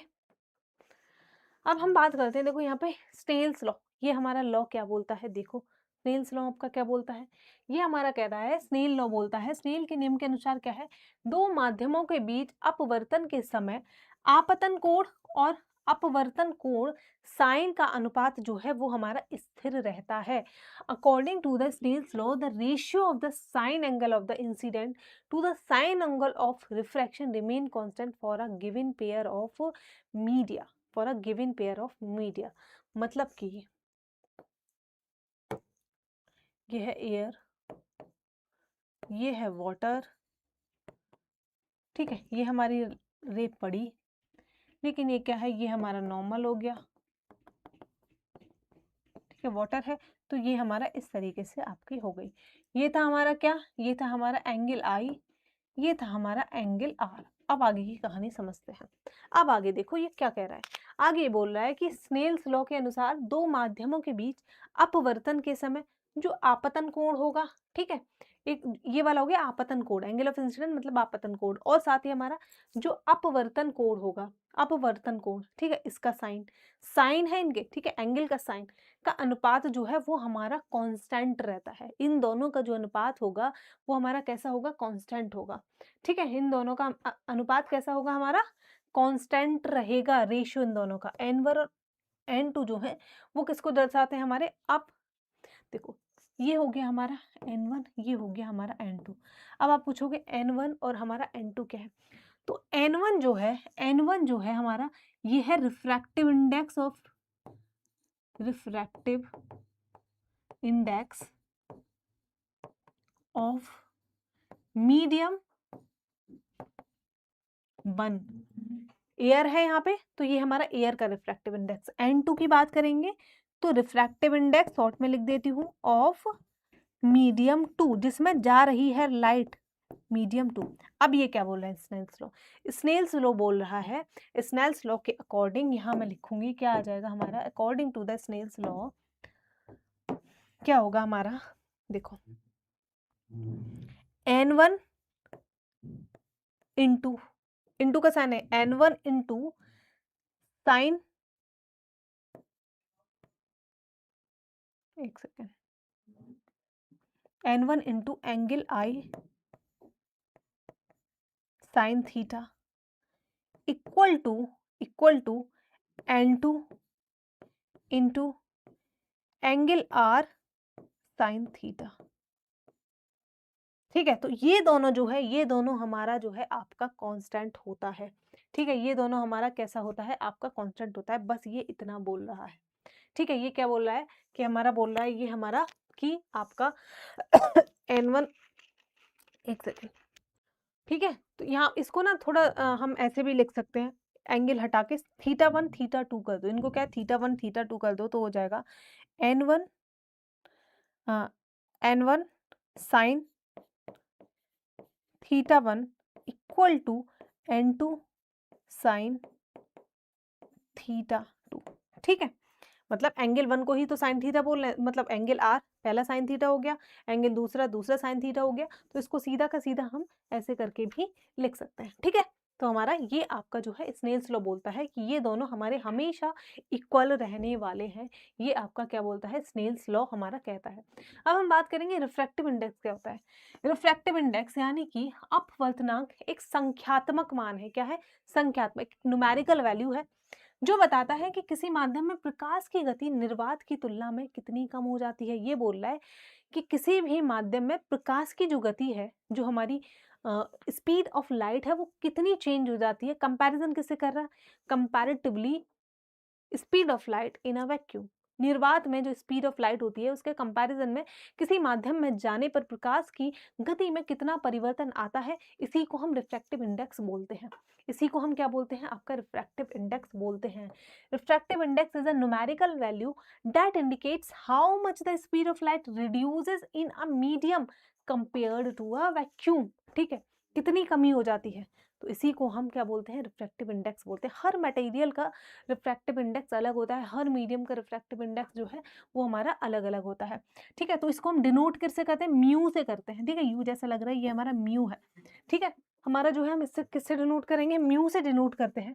तो म्यू बराबर होता है हमारा सी अपॉन वी। ठीक है, म्यू बराबर क्या होता है हमारा सी अपॉन वी। सी क्या है यहाँ पर हमारा, सी है वैक्यूम में जो प्रकाश की गति होती है वो है, और वी क्या है हमारा, वी है हमारा उस माध्यम में प्रकाश की गति, speed of light in that medium. उसके बाद एक इंडेक्स, एक न्यूमेरिकल वैल्यू निकल के आती है जिसको म्यू से डिनोट करते हैं, और इसी को हम बोलते हैं रिफ्रैक्टिव इंडेक्स। अब अगर आपसे पूछे, मैं पूछ रही हूँ आपसे कि हमारा ग्लास का रिफ्रैक्टिव इंडेक्स बताओ। अब आप क्या है, ठीक है, अब आप क्या करोगे, दो दो चीज याद करोगे। पहले आपको पता होना चाहिए कि speed of light in a vacuum क्या होगी, तब आप बोल लगाओगे। फिर नीचे आपको आप ये भी याद करना पड़ेगा कि अब हमको इस मीडियम के अंदर स्पीड ऑफ लाइट भी देखनी है। फिर दोनों को डिवाइड करोगे, फिर एक वैल्यू आएगी। तो इससे अच्छा तरीका होता है कि अगर आपसे कोई रिफ्रैक्टिव इंडेक्स को पूछ रहा है तो सीधा का सीधा कुछ मटेरियल्स हमारे जो एग्जाम्स में पूछे जाते हैं उनकी रिफ्रैक्टिव इंडेक्स को क्या है आप याद कर लो। क्या करोगे, उनकी रिफ्रैक्टिव इंडेक्स को एज इट इज याद कर लो। अगर उनकी रिफ्रैक्टिव इंडेक्स याद है तो speed of light in a vacuum तो सबको ही पता होती है। ठीक है, तो हमारा अगर आपको याद है तो हम क्या करेंगे, तो हम वहां से speed of light in that medium भी हम जो है निकाल लेंगे। तो हम वो है याद कर लेते हैं। देखते हैं हमारा किसका, सबसे पहले हम बात करें निर्वात में अपवर्तनांक कितना होता है। वैक्यूम में जो रिफ्रैक्टिव इंडेक्स म्यू की वैल्यू होती है वो होती है 1। क्या होती है, 1 होती है। वायु के अंदर की बात करोगे तो वायु का लगभग 1.003 होता है। ठीक है, बहुत ज्यादा चेंज नहीं देखने को मिलेगा, तो 003 होगा, 0003 होगा। Refractive index of air is approximately this. पानी की बात करेंगे तो 1.33 होगा, वाटर का 1.33 आपका रिफ्रैक्टिव इंडेक्स जो है वो हमारा होता है। Refractive index of water is 1.33। ठीक है, कांच की बात करेंगे हम, index of glass refractive index, तो कांच का याद रखो, कांच का 1.5 होता है, 1.5। बहुत आसानी से याद हो जाएंगे, कांच का 1.5। देखो दोबारा करो, वैक्यूम में कितना होता है, वैक्यूम का 1 होता है। वैक्यूम से थोड़े से घने मटेरियल में बढ़ गए यानी एयर में, एयर का कितना होता है 1.0003। एयर से थोड़े घने मीडियम में चले गए यानी कि हम पानी में चले गए, तो पानी का कितना हो जाएगा हमारा 1 पॉइंट कितना 33। ठीक है, अब पानी से थोड़े और डेंसर में चले गए, कांच में चले गए, तो कांच का कितना होगा 1.5। आई होप आपको यहीं खड़े खड़े याद हो गए होंगे सारे। ठीक है, एक बार और रिपीट कर लेना। अब हम आ जाते हैं डायमंड पे। डायमंड बहुत हार्ड होता है। ठीक है, तो डायमंड का रिफ्रैक्टिव इंडेक्स की बात करेंगे तो हमारा आएगा आपका कितना 2.42। डायमंड का भी आएगा कितना 2.42। ठीक है, कितना 2.42। ठीक है, कितना 2.42 जो है हमारा डायमंड का रिफ्रैक्टिव इंडेक्स आपको देखने को मिलता है।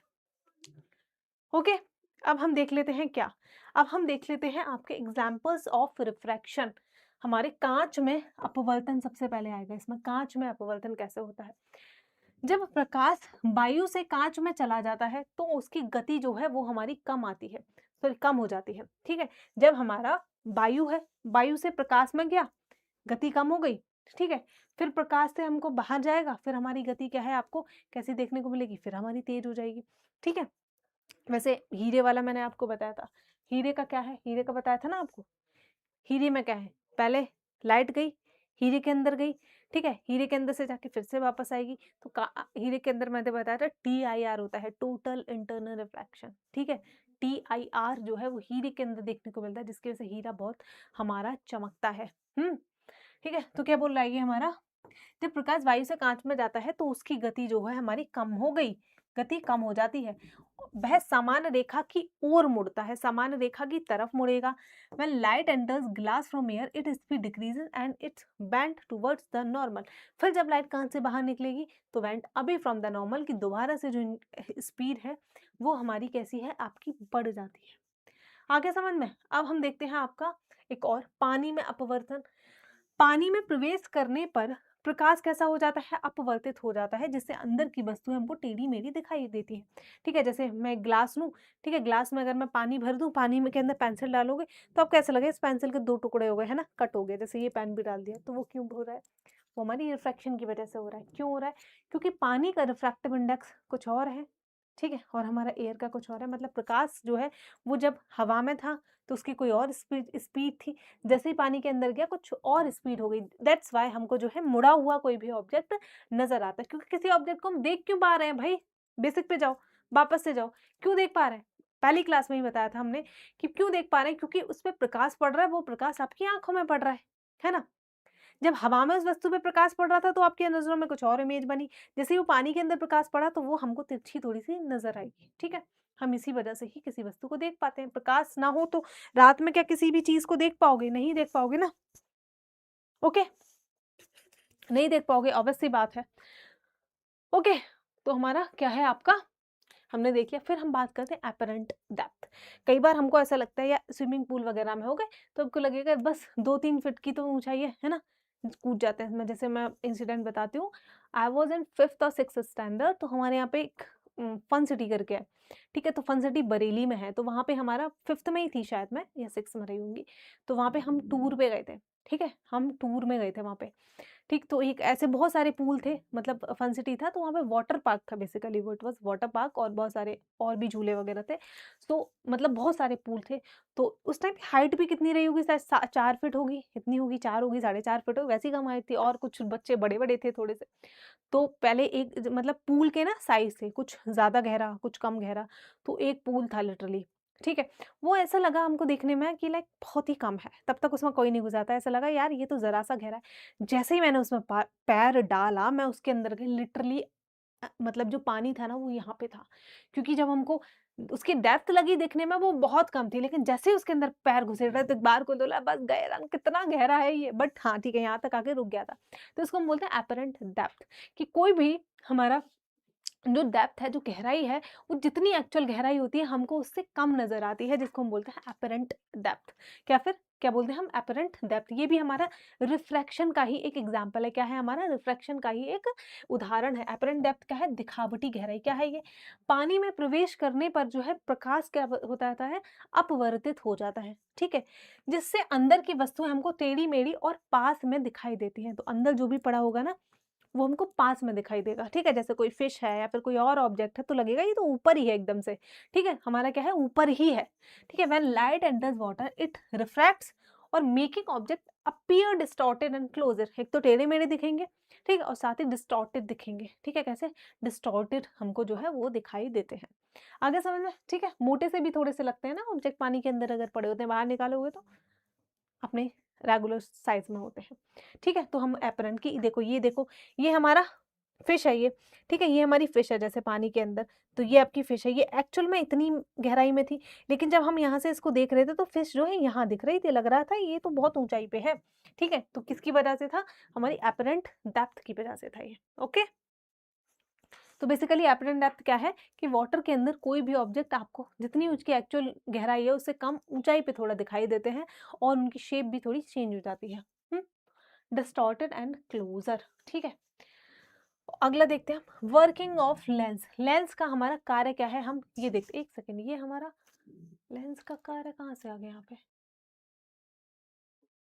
ओके, ओके, ओके, ठीक है, ठीक है, ठीक है। तो उत्तल और अवतल लेंस जो है क्या करते हैं, प्रकाश किरणों को अपवर्तित करके, ठीक है, अपवर्तित करके क्या करते हैं, हमारा प्रतिबिंब पर फोकस या फिर आवर्तित करते हैं। क्या, concave and convex lens reflect light rays, ठीक है, लाइट रेज को क्या है, रिफ्लेक्ट करेंगे। फोकस और मैग्नीफाई इमेजेस, या तो इमेज को फोकस करेंगे, ठीक है, कन्वर्ज कर देंगे तो इमेज का साइज छोटा हो जाएगा। दूसरा या फिर बड़ा कर देते हैं, ठीक है, क्या कर देंगे, हमारा डाइवर्स कर देंगे, मैग्नीफाई कर देंगे इमेज को, ठीक है, इमेज जो है वो हमारी बड़ी दिखने लगेगी, ओके, ठीक है। और हम एग्जाम्पल देख लेते हैं। अगला क्या है हमारा, वायुमंडल, हमारा अ, अपवर्तन, रिफ्रैक्शन इन एटमॉस्फेयर। रिफ्रैक्शन इन एटमॉस्फेयर भी होता है, अगर आपको पता हो, पता है, ठीक है, एटमॉस्फेयर में भी रिफ्लेक्शन होता है। कि जब हम सुबह में सूरज को देखते हैं तो सुबह में सूरज आपको लगेगा कि वो उगता हुआ नीचे से जो है ऐसे करके उगता हुआ हमारा आ रहा है, ऐसे ही दिखता है ना हमको सूरज, ठीक है, तो वो क्यों होता है, वो एटमॉस्फेरिक रिफ्रैक्शन की वजह से होता है। देखते हैं ये क्या है। वायुमंडल से गुजरते समय प्रकाश क्या होता है हमारा अपवर्तित होता है, ठीक है, जिससे सूर्योदय और सूर्यास्त के समय सूर्य वास्तविक स्थिति से जो है हमारा ऊपर दिखाई देता है। ठीक है, क्या है हमारा सूर्यास्त और सूर्योदय के समय वास्तविक स्थिति से क्या है हमको ऊपर दिखाई देगा। Due to atmospheric refraction light bends while passing through atmosphere making the sun appear slightly appear during the sunrise and sunset. तो हमको थोड़ा क्या है ऊपर आपका जो है दिखाई देता है। ठीक है, बाकी एक दो चीजें जो भी हमारी छूट गई होंगी, शायद इट वाज द लास्ट। हाँ, तो वो हम जब क्वेश्चंस करेंगे लाइट रिफ्रैक्शन ऑफ लाइट, ठीक है, तो वो हम जो है तब कर लेंगे। ओके, ठीक है, तो वो हम जो है तब कर लेंगे। जैसे हमने प्रिज्म में नहीं देखा कि प्रकाश को जब जब रख दीजिए, ठीक है, जब हम जो है प्रकाश को, थैंक यू सर, किस चीज का है? दादा बन गए। बढ़िया।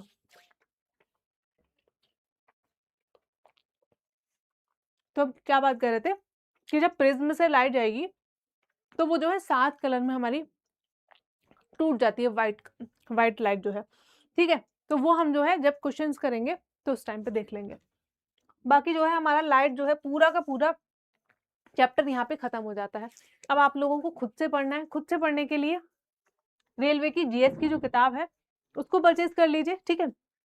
इन जस्ट 300 विद ऑफर आपको किताब जो है किसी भी ई कॉमर्स साइट पे अवेलेबल हो जाएगी। तो एक बार ये पूरा का पूरा यहाँ पे थ्योरी खत्म हो गई। अब इसको आपको सेल्फ स्टडी करनी है एंड जो क्वेश्चंस रहेंगे, मैं सिर्फ 50 और 60 क्वेश्चंस अप्रोक्स कराने वाली हूँ और इसमें 100+ क्वेश्चन है। One of the highest scoring topic ये हमारा फिजिक्स का हो जाता है। तो रिमेनिंग क्वेश्चंस भी आपको जो है खुद से सॉल्व करने होंगे। बुक में गिवन है तो वहां से आप जो है कर लीजिएगा। एंड लास्ट, अगर आप लोगों ने अभी तक टेलीग्राम चैनल को ज्वाइन नहीं किया है तो टेलीग्राम चैनल भी जरूर से ज्वाइन कर लें। लिंक आपको इसका भी डिस्क्रिप्शन के अंदर देखने को मिल जाएगा। काफ़ी फ्री पीडीएफ्स बुक की हमारी इस पे अवेलेबल है और इस क्लास का भी जो पीडीएफ है ना वो हमारा इसी टेलीग्राम चैनल पे आपको मिल जाएगा, ठीक है। तो उसके लिए ज़रूरी है आप टेलीग्राम चैनल को ज्वाइन करो। And last but not the least, if you like this lecture तो प्लीज़ लाइक करो और साथ ही साथ कमेंट भी करो कैसा लगा कैसा नहीं लगा, अपना फीडबैक ज़रूर दीजिएगा, ठीक है। अगर आपको लगा कुछ टॉपिक छूट गया है, मिस हो गया है सब टॉपिक इस पर्टिकुलर चैप्टर से, तो वो भी आप जो है नीचे मेंशन कर दीजिएगा। अगर मुझे लगेगा ज़रूरी है तो नेक्स्ट क्लास जो इसका पार्ट 3 आएगा I will discuss in that, ठीक है। सो हमारा, और जो लोग नए आए हैं पहली बारी चैनल पे तो वो उस चैनल को सब्सक्राइब करके बेल आइकन दबा दीजिएगा। So that was all for today class. अगले क्लास में मिलेंगे सेम टॉपिक के क्वेश्चंस के साथ, क्वेश्चन करेंगे हम अच्छे खासे, ठीक है। सो चलिए मिलते हैं अगले क्लास में, तब तक के लिए bye bye, take care and all the best.